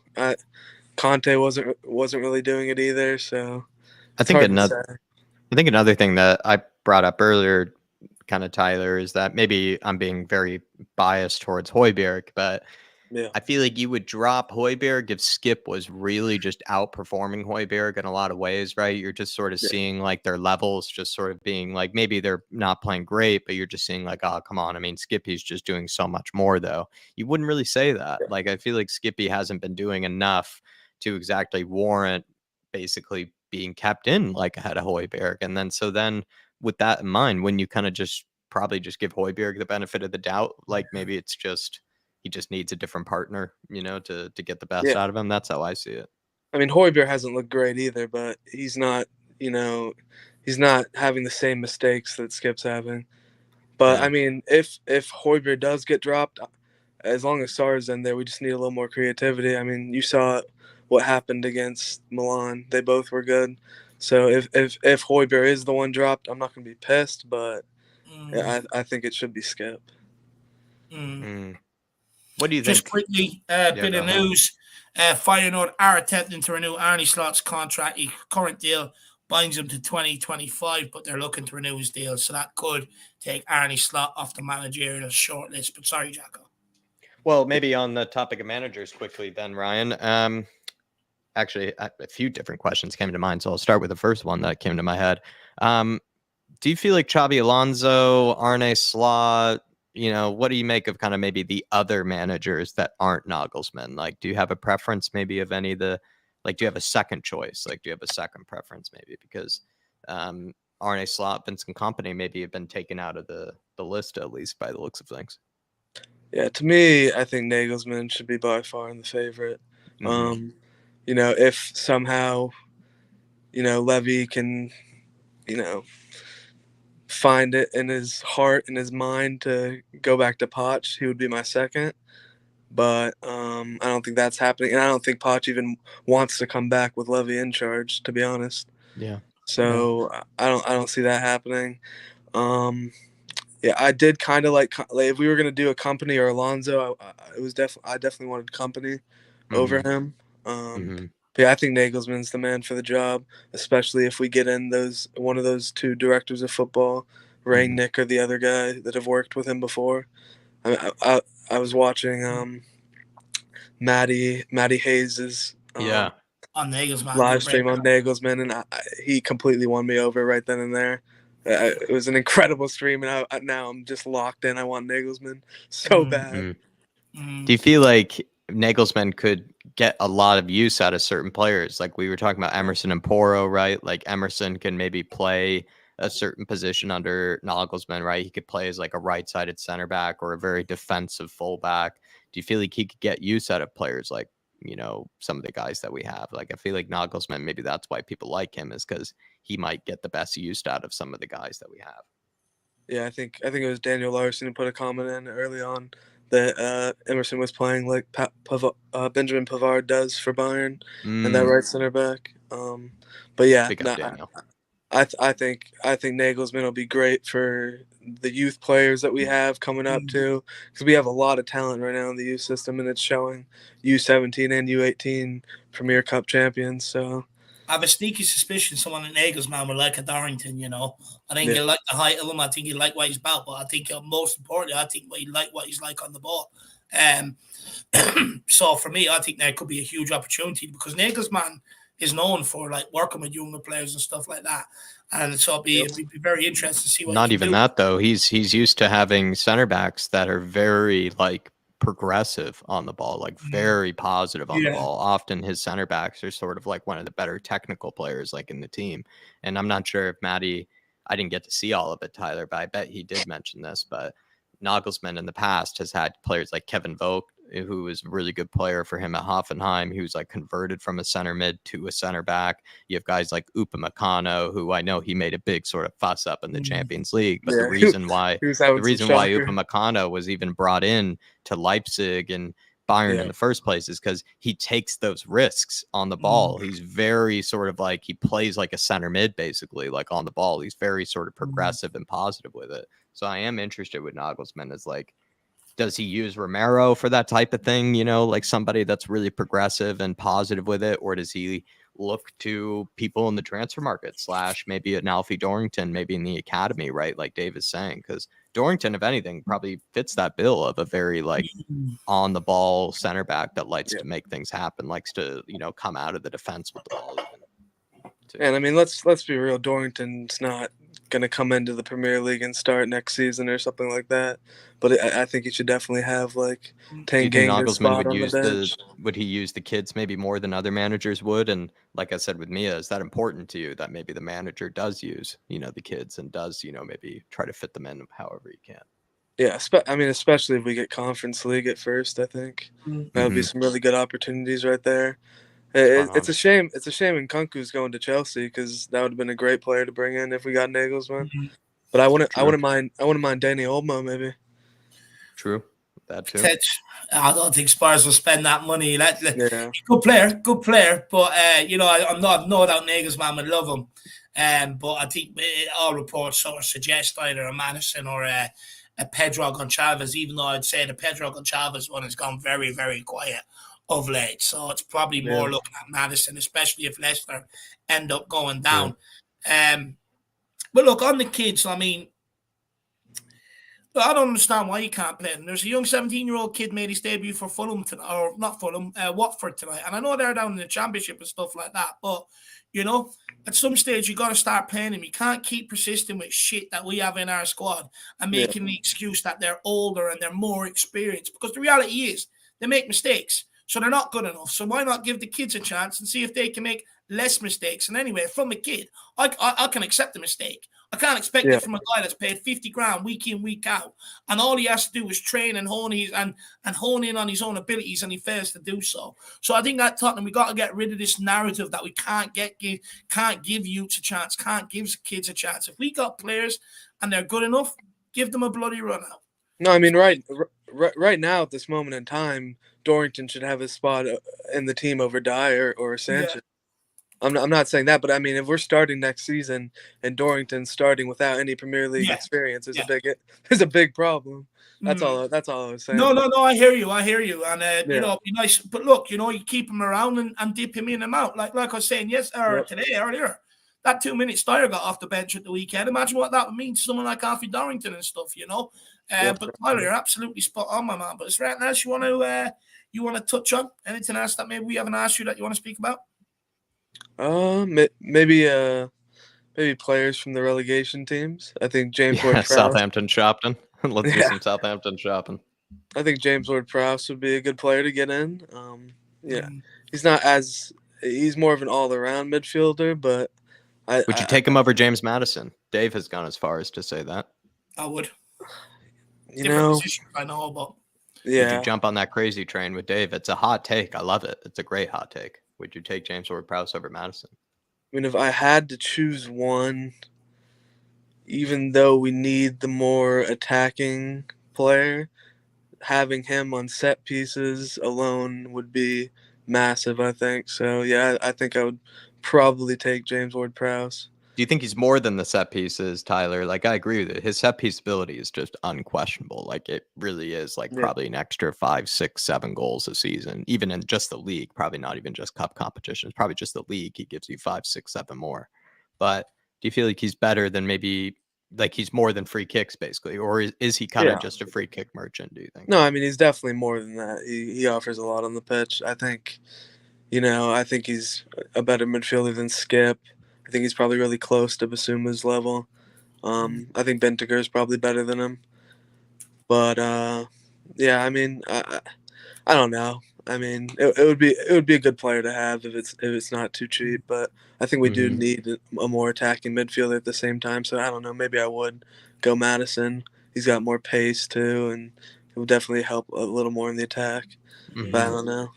And a lot of people talk about unlocking the defense, right? And is James Ward-Prowse a guy that can actually unlock a defense? I think he could. I think Yeah, he he is, definitely but can. that's what So people are talking about. That's why people like Madison, right? Because they know yeah. he can, he can pick apart teams. Yeah, when there's a World Cup on the horizon, Jack, what's he done since then? I haven't been watching him week in, week out, but I imagine he's, probably been carrying them. I imagine he's probably been carrying them as best he could. I mean, I don't know. I don't know his Yeah, numbers off the top I of my haven't really head, though. watched Leicester much this season, to be honest. I'm But in already past having to put seasons, up they've watching been with Spurs. I incredible. mean, I'm not going to watch Leicester, I'll tell you that. Yeah, true. Do you know what, though, with Madison, for me, though, it's like, yeah, I get we need a player in that forward area who can do what, unlock the door and stuff like that. But, I just don't like Madison's mentality. I'll be brutally honest. I think he's a good player, but along with that, you've got to have a mentality. And I question, why has other clubs who could have brought him long before this? Man City were looking for English players, steered away from him. Man United have been looking for English players, have steered away from him. Liverpool, probably looking for one or two English players, especially now Milner's gone. But no one else is looking at him. And for me, I fear it could be another Ndombele situation where all these clubs are supposedly rumoured and linked to him. But then why did Tottenham end up front runners above them all? Me personally, I see that situation arising. I want to stay well away from it. My only issue is I do not want another Bruno Fernandes situation happening where we were right there. We had the chance to get him, and he ends up going to Manchester United, and he's been superb. So yeah, even in games where they lose or what, he's got I look at the stat sheet. He's got 5 or 6 or 7 key passes every game. We need someone to create the chances. Mm-hmm. But I don't know much about his attitude, to be honest. So I can't really speak on that. Another quick question for me here, Tyler. Maybe last one from me at least.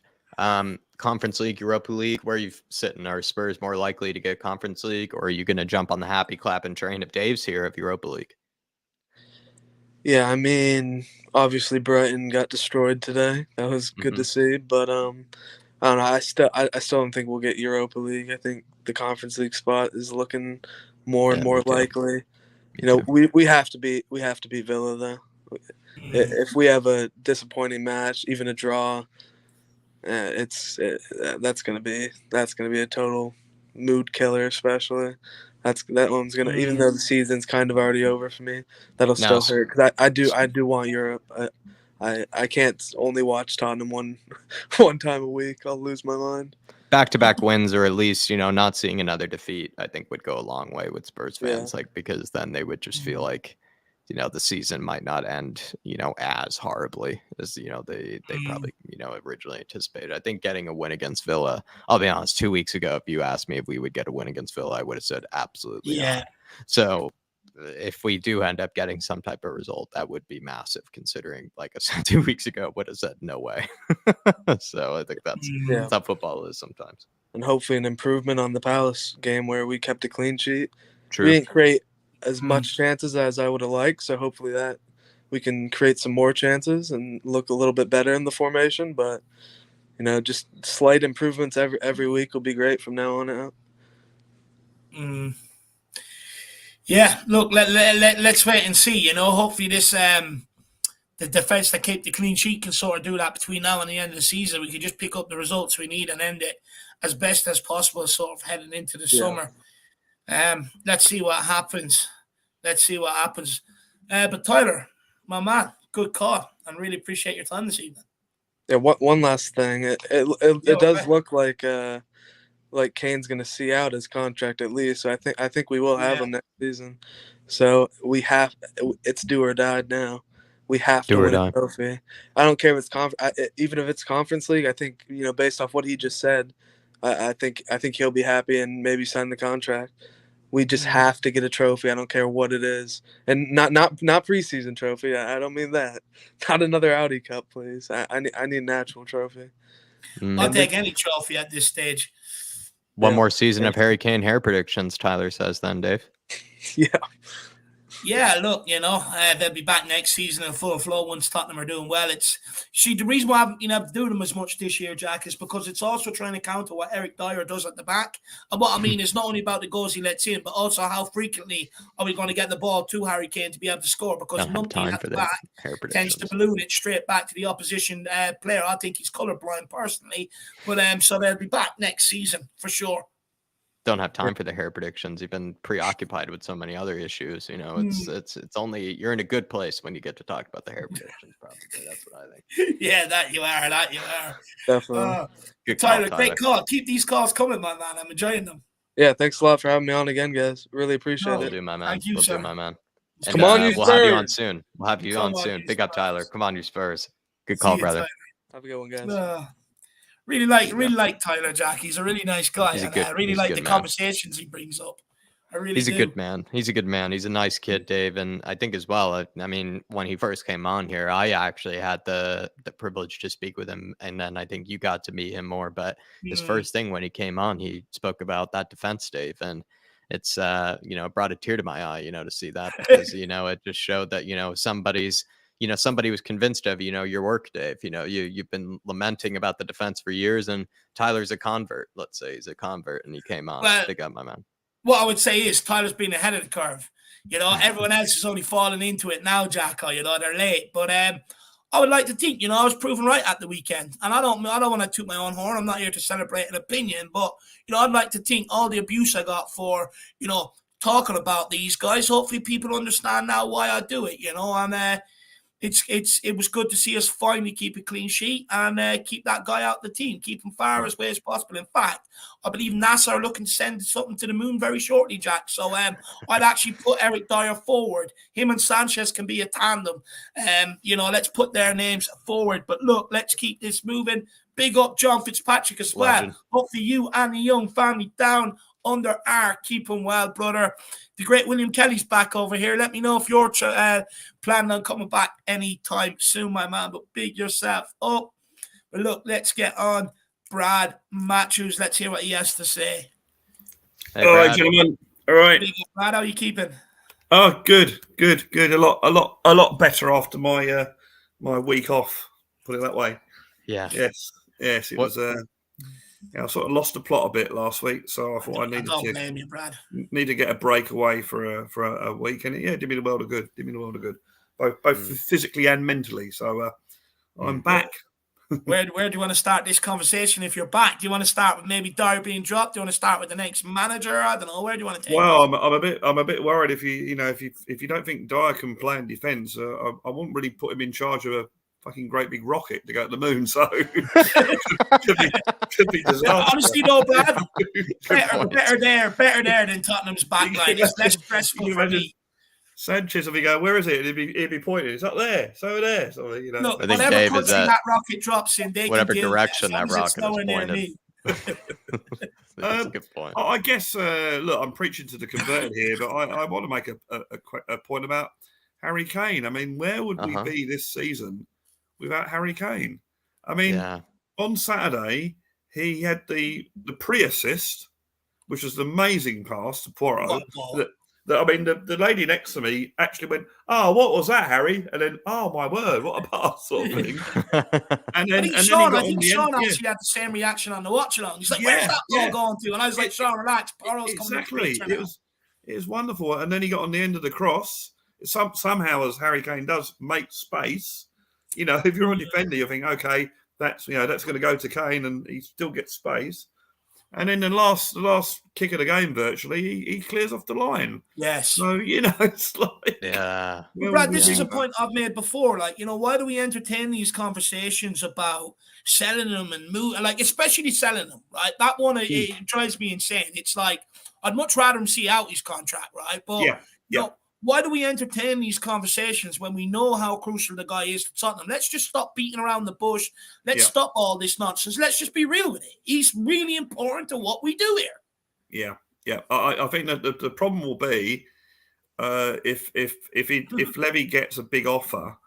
In that Levy did say, "I'm never going to let the Sol Campbell situation happen again," where he goes for a free. So that's the problem. But I don't think Kane will sign a new contract unless unless a lot of things change, like the manager, director of football, there's money thrown at the club, all this sort of thing happens, then he'll probably, would sign a new contract. But yeah, I think he'll stay here next season because I don't think they'll accept any offers for him. And that interview he gave about the Conference League sort of suggests that he's quite happy to stay here and see his contract out. And when you think of it, it's probably an advantage for Harry Kane to do that. Because at the end of that season, you could have a situation, Haaland, what if someone like Real Madrid comes in for Haaland, at the end of next season? At the end of next season. Yeah. So you could have a situation where at the end of next season, it could be Man City, Pochettino could be doing well at Chelsea. I think that'd be the only reason he'd go to Chelsea because of Pochettino, and Man United. So he could think, well, actually, I might as well stick around for another season, and I've got whatever options at the end of that season. I either sign a new contract at Spurs to stay here for the rest of my career, or I go on a free to another club. So, so I think in Kane's interest, it's probably best that he sticks around and and see what happens. So.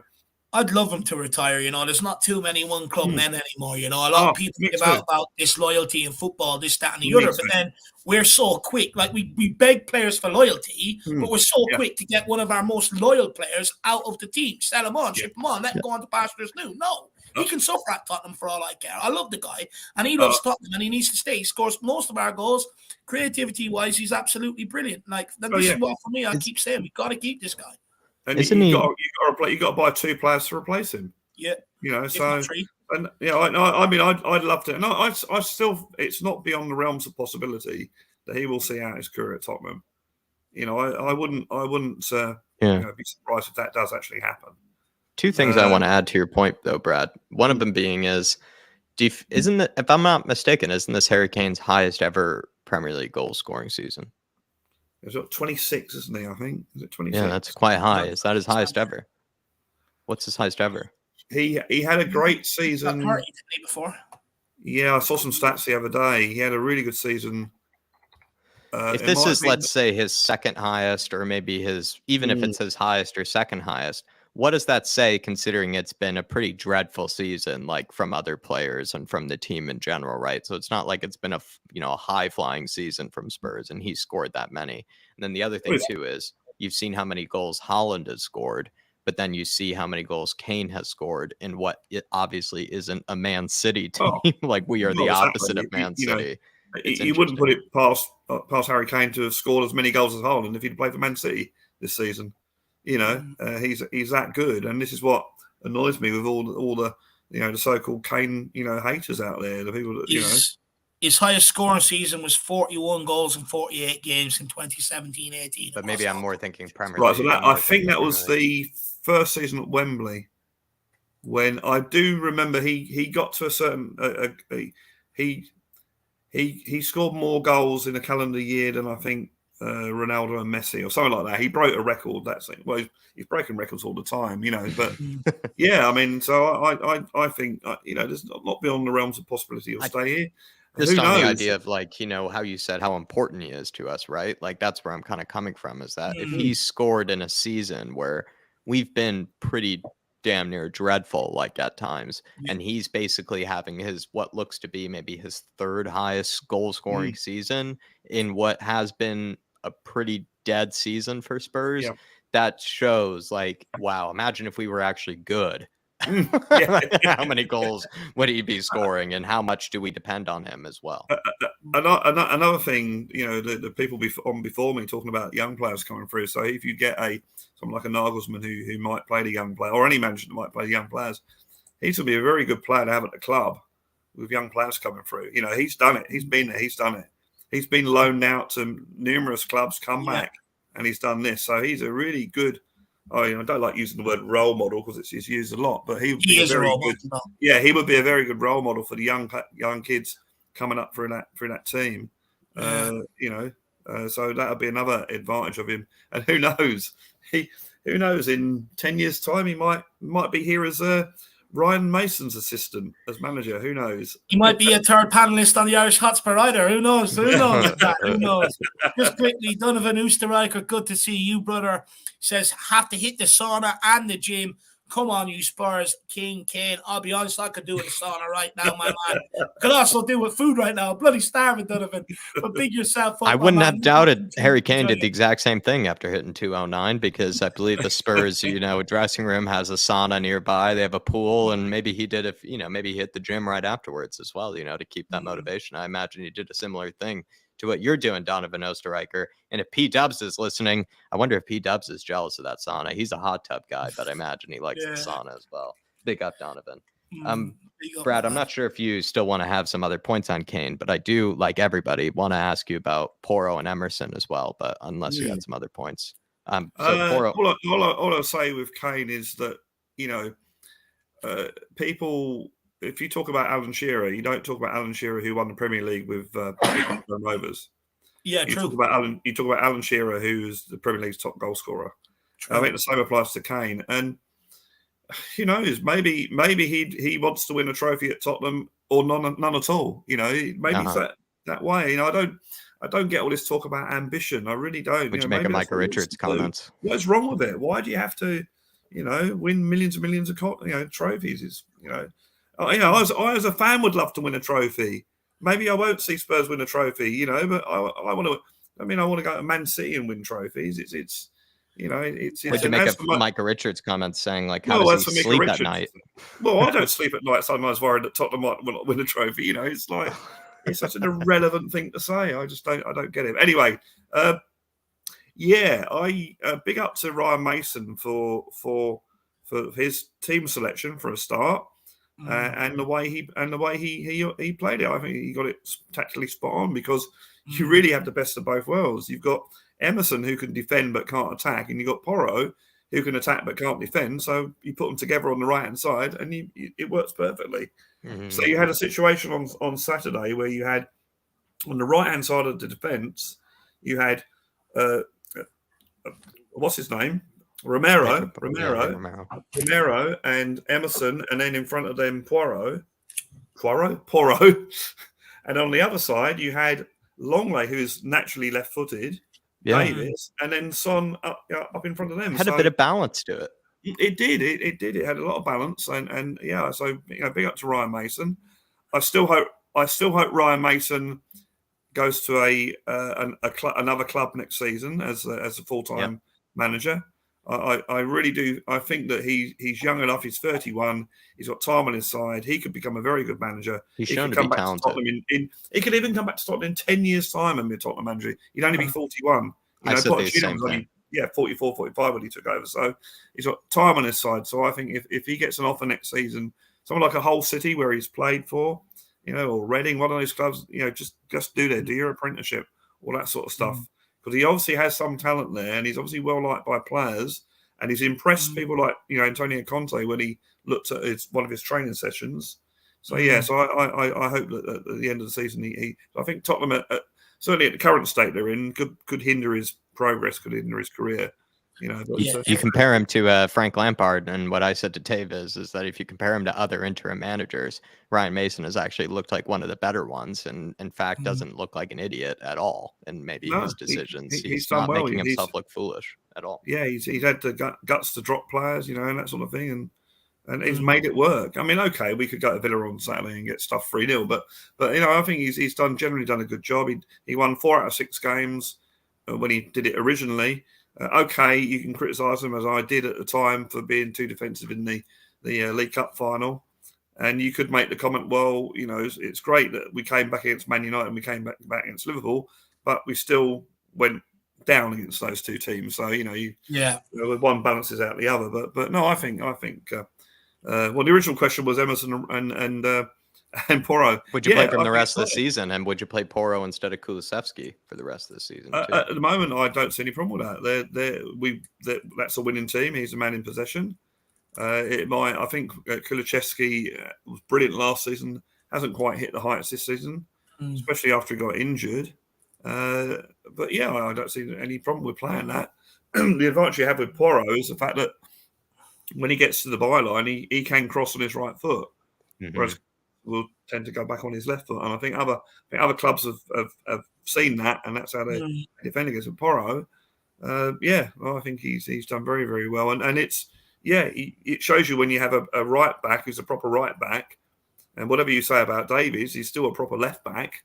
He's played there before, and as Davies can come in to help out Longley, and then Emerson come in to help out Romero. So it seems to work very, very well. Admittedly, against the poor Palace team, but it seemed to work well. But he's bringing the assists and the goals like Porro, whereas and that's really all that matters, is that whatever position he's been playing, even if he's been caught out defensively when being played as a right back or a right wing back, he has still produced a goal or an assist, in most games, whereas a Kulusevski just hasn't. And it's just whoever you put out there that can get you more goals and assists, can produce, the numbers, I think, is who you play out there. And another thing I brought up earlier too, Brad, is the fact that, do you feel like maybe Kulusevski, while brilliant in so many things, maybe doesn't have exactly that sort of tenacious defensive energy that also Pedro Porro kind of brought maybe on the right? Because Pedro Porro was really good at helping out Emerson. It wasn't just Emerson on his own. He helped him out a lot. Yeah,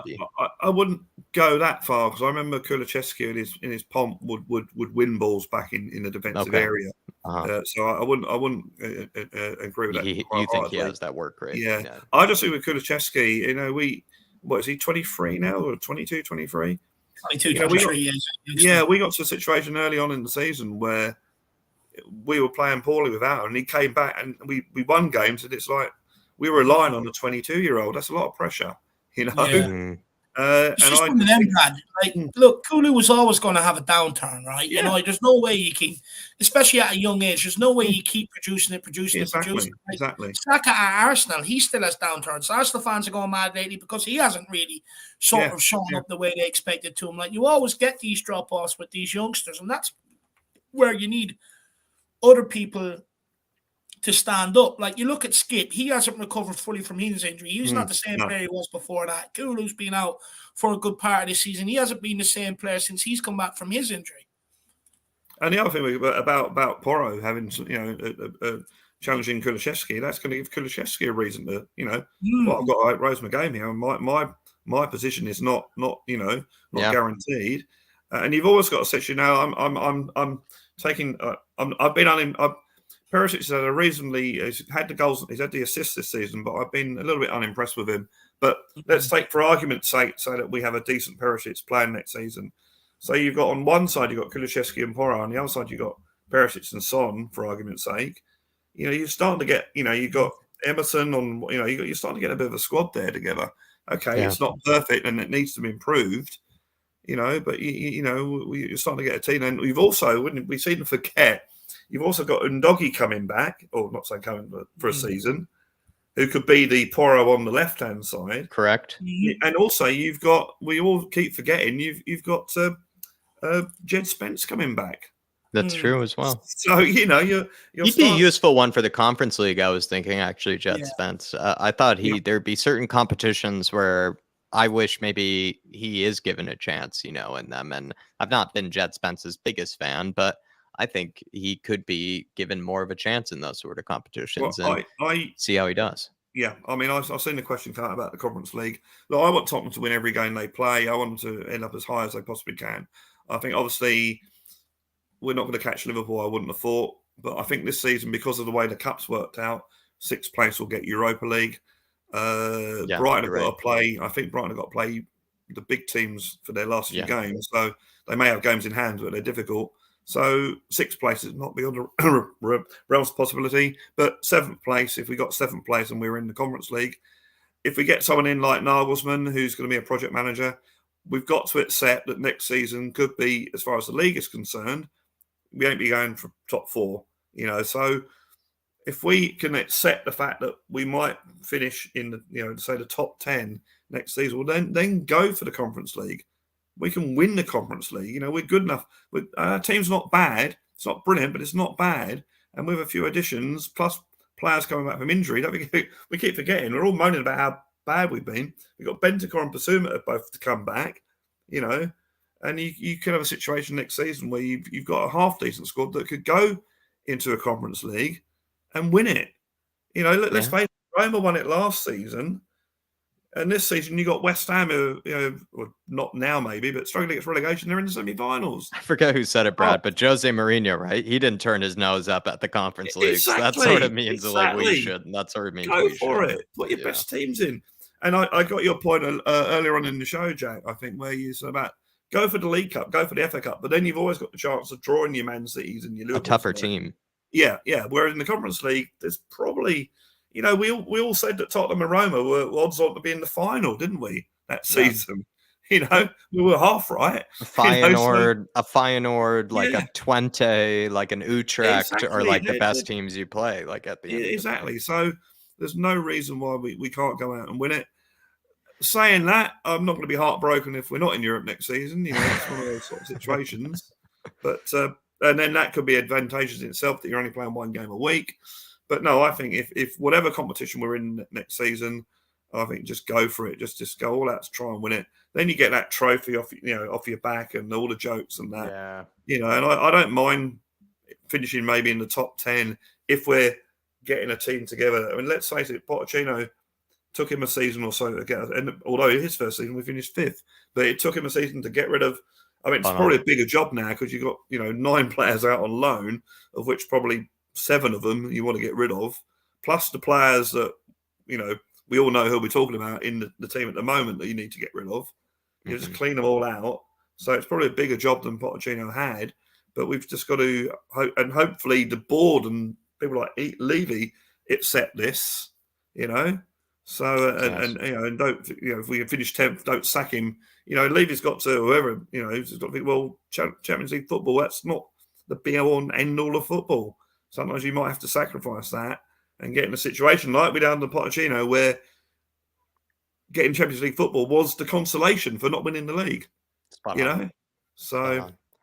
But yeah, Brad, it's gonna be a tough decision no matter what. I think between whether Spurs fans are better off and as well as the club without Europa League and those things. But I just sort of feel like we should take any opportunity we can get at a trophy. That's where we can't look past it.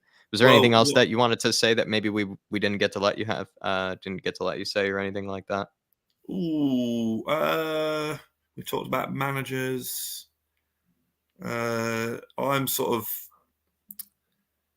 no, I can't think of anything. It'll probably come to me as soon as I'm off.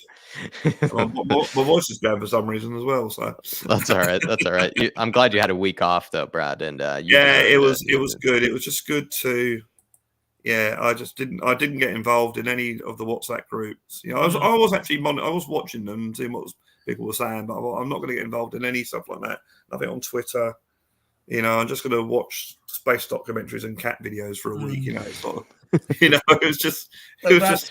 it's just relaxing for me. Why don't you tell us what's coming up on Blue Sofa Songs, man? Right, Blue Sofa Songs. Yes, if anyone out there doesn't know, I'm a songwriter, and Blue Sofa Songs is my YouTube channel. The music, all the instruments are played by me. The lyrics are mine. All the songs are mine. The music's mine. Everything's mine. The video's mine. It's all me, basically. It's all really music, songs written about experiences, feelings, politics, which some of you may like, some of you may not. That's it's a free country. And there's a song out at the moment. It went on Friday called Out in the Park. It's a new version of a song I wrote during lockdown, where my walk in the park was really beneficial to me, as I'm sure it was for a lot of people. So what I've done is I've redone it, because the original version I did was just me and a guitar and a camera phone.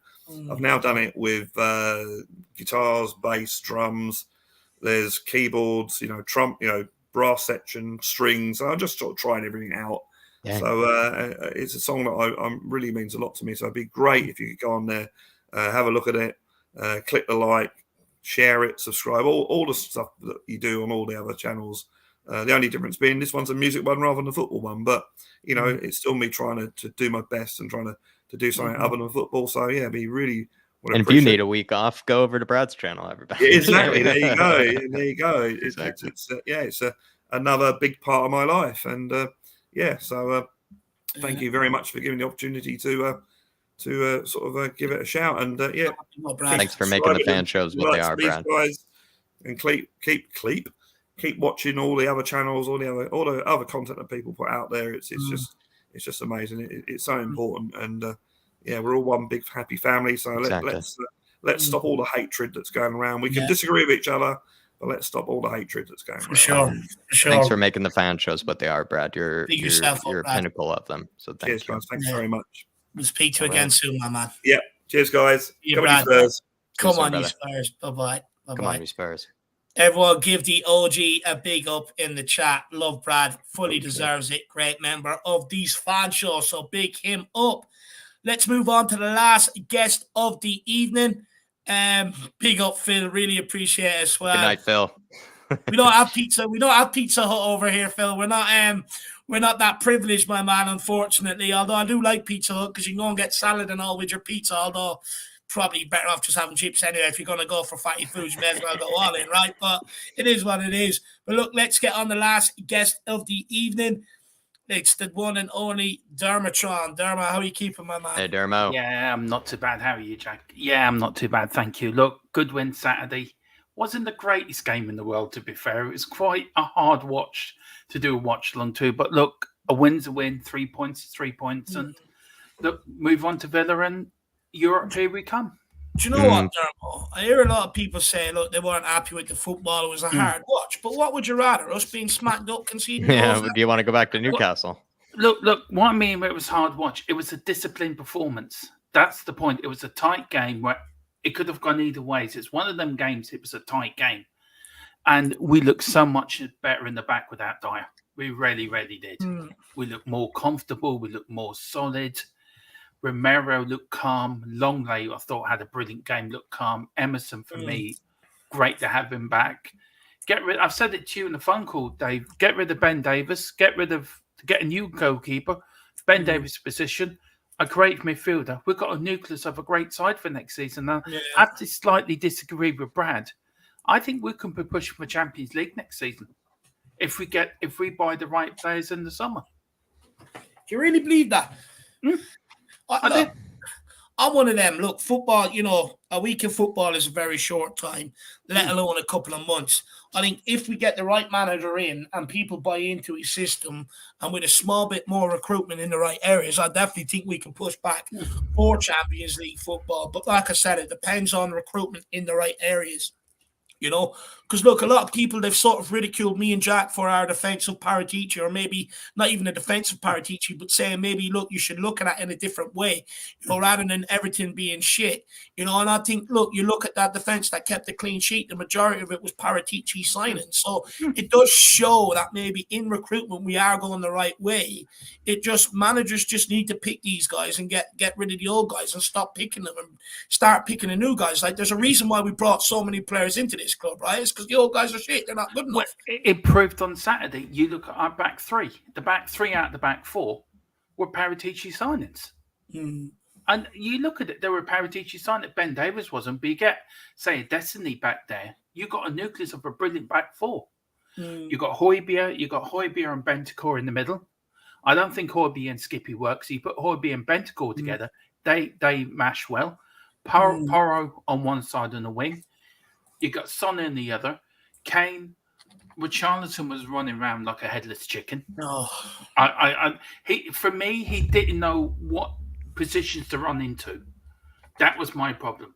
But I think if Kane was to pull deeper and leave Richarlison up the top and have Kane just play behind him, you got a combination of a great double act up there. I really do believe if we get the summer transfer right, and we build in the right places, we can get Champions League this season. There is no reason why not. Is there a possibility of Richarlison and Kane playing together up front maybe next season, Dermot? Because even Richarlison said he would love to score plenty of Premier League goals with Harry Kane. I think when he was congratulating Harry Kane and practicing his English, after the game, he said he would love to score plenty of Premier League goals with Harry. I think give him this pre-season with a good manager, with Nagelsmann in. Give them this pre-season. Get them working together in pre-season friendlies. You can see a good combination working out there. You really could. And look, for me, I think it's been a hard season. Let's finish these last 3 games with a bit of class, with a little bit of hope. Let's get into Europe next season, and let's take it from there. I'm very optimistic about next season now. I'm getting excited. I'm getting pumped. But look, there's no way we should already go into next season and write it off. No. Like it could be very, very different. Like no one expected us to do worse off than what we done the season before, considering the amount of money we spent and the signings we brought in here, right? But it's sort of it's happening. The reason why is because Dyer and Reece haven't been able to sort of maintain any sort of form, and they've sort of tricked managers, and they've persisted, and they've held us back, let us down, conceding the goals. And but I don't think anyone should be writing off next season. You should always go into a new season with fresh optimism, And look, this man behind me, well, for what he said, fair fucks to him. Fair fucks to him. At least he had the balls. Now, look, to be fair, he's been part of the gang that's let us down this season. He's been part of the teams that have let us down at Newcastle, let us down at Arsenal, let us down at other games where we've played badly. Let's not forget that. But at least he has the ghoulies and the balls to come out and say, look, hang on a minute. I'm taking responsibility of these performances more than an Eric Dyer, more than a Sanchez, more than a Davis, who keeps blaming everything bar himself, more than you got the likes of Skippy, Hojbjerg, Richarlison, Harry Kane, Sonny. They care. And that shows he cares. And I'm starting a campaign. I started last week. Hashtag Hojbjerg for captain. Yeah. I'm telling you, I really want him as captain. I think he'd be a great captain for us. Have him as captain and have Skippy as his deputy. Because I really think that them two, I just think we will. I'm just so confident about next season now. I've been thinking all night about it. And I'm getting more and more excited the more I think about it and the more I go the right way. I'm just getting excited now. I will say on Ollie Skip as deputy, for me, I think it's far too soon for the guy. He's not even an established player. He's playing because we have injuries in that position, realistically. And the next guy that's challenging him is 19 years of age. Yeah. And, Skip shouldn't be anywhere near it until he's proven on the football pitch he's good enough. Steve Perriman was young when he was made captain. Do you know? He was good enough. He went on and has the club's all-time appearance record. Yeah, I know. But the point is, Skippy can is Ollie Skip going to go on and have that record? I think Skippy is good enough. He won't break Steve Perriman's record, but Skippy's good enough. He's a good player. You don't see the faults on him on the ball? He's young. Give him next season. You see the best of Skippy. By this time next season, Dave, either I'll come on here and admit, Dave, you were right, or we will see the best of Skippy. We really will. Look, let's wait and see. Yeah. Like the thing is, this whole young argument, I don't buy either Dermo. He's 22 years of age. Yeah, he's a man. Me, I think I see the flaws. I really want Skip to progress, but to have him as vice captain, I think is absolutely madness. I need what you're on, Dermo. You know me, I'm mad as a hatter anyway, so I'll come out with anything. Where's Paul Markey? He must be loving this from Dave-O. He's jumping on the wagon with you. Dave, you're jumping on the wagon with you. Paul I hope Markey. You can see me. My monitor's just gone black, so I hope you can see me. I know you can hear me. Do you know what? Weird. My computer's doing that lately, where it's you don't press a button for so long, the screen goes black. Friendly. Don't worry about it. It's grand, my man. It's grand. But Dermo, any other talking points you want to hit before we end off, my man? Look, I just want to say, look, we've had a tough season. Let's end the season together as one. Let's go into the summer. Let's enjoy the summer and let's start next season fresh as a fan base, togetherness, and let's go in one direction. Let's get behind the boys for the last 3 games. Let's get into Europe. Let's get a Europa League. Let's prove them we are the best team in London, and let's get back next season. Let's finish them off them lot down the road, and let's win a cup next season because we are Tottenham Hotspur and we're the best team in the land. Let's go and win one of them European trophies whenever it's in there, eh? Oh, I tell you one thing. I fancy a trip to Kazakhstan and Russia. What's it, Jack, you were saying? Yeah, Eastern Russia, Leningrad. Jack wants to go to Tbilisi. Yeah. Tbilisi, yeah. Let's go to Tbilisi, German. Yeah, we'll be in one of them rickety old airplanes that are about to fall apart. No. Yeah. Oh, no, look, the whole Harris Army, if anyone's seen that film Soul Plane, that's what our airplane be like. Yeah. Going over. Oh, there you are. You're like back again. Sky. Back again. But look, it's very quickly. Saturday was a proof that we can play without Eric Dyer. It proves we are a team without him. And look, it proved your point, Dave, and it proved your point, Jack, that you were right about Eric Dyer all along. We all should remember that you two have been banging on about this for the last 18 months. But let's Don't finish do me the service, Derma, on the rest. Come on, Derma, on the rest, my man. Okay, but let's finish this season on a high. Let's get into the Europa League, and let's go in and win it. Let's win another European trophy. 20-odd years without a trophy is too long, and I've rabbited on too much, so I let you guys. I'll let you finish the show. No, I love that. But Dermo, my man, why don't you give yourself a plug? I believe you released a podcast there today. I did. We released it there about an hour ago. I actually titled it "Do We Deserve Europe?" And it's got the players, the thumbnails. I've got the players walking out of White Hart Lane and all the 3 European trophies on the road there. But do we deserve Europe? Yeah, we had me, myself, Philip Brady, and Colin from Full Time Spurs Networks, who is a top lad. He's a Man United fan, and we had a bit of laugh slagging off Leeds and Man City and Liverpool. We had a good fun doing it. And then tomorrow we're back with Newsbeat at 1 and all the other bits and pieces we've got coming on. Hopefully, Jack, you can meet us this week for a podcast. This Thursday, we're doing another one. Hopefully, Jack will come on this week if he's free, and we'll just talk all things Tottenham and put the worlds to right. And the Europa League final is in Dublin next season. Yeah, Tottenham there, Dave. What do you reckon? Well, look, that's why I want Europa League so bad. You know, I could end up getting to watch Tottenham in Dublin. That'd be absolutely bloody awesome. We'd take them all down to Seasons. What do you reckon? Seasons, what do you reckon? Look, they wouldn't be able to handle Seasons, Jack. Honestly, people wouldn't end up leaving Seasons. They'd forget about the game. They'll have such a great time. It's a great I don't even drink. I don't even drink, and I love going in there, having food, listening to the music. You know, it's quality.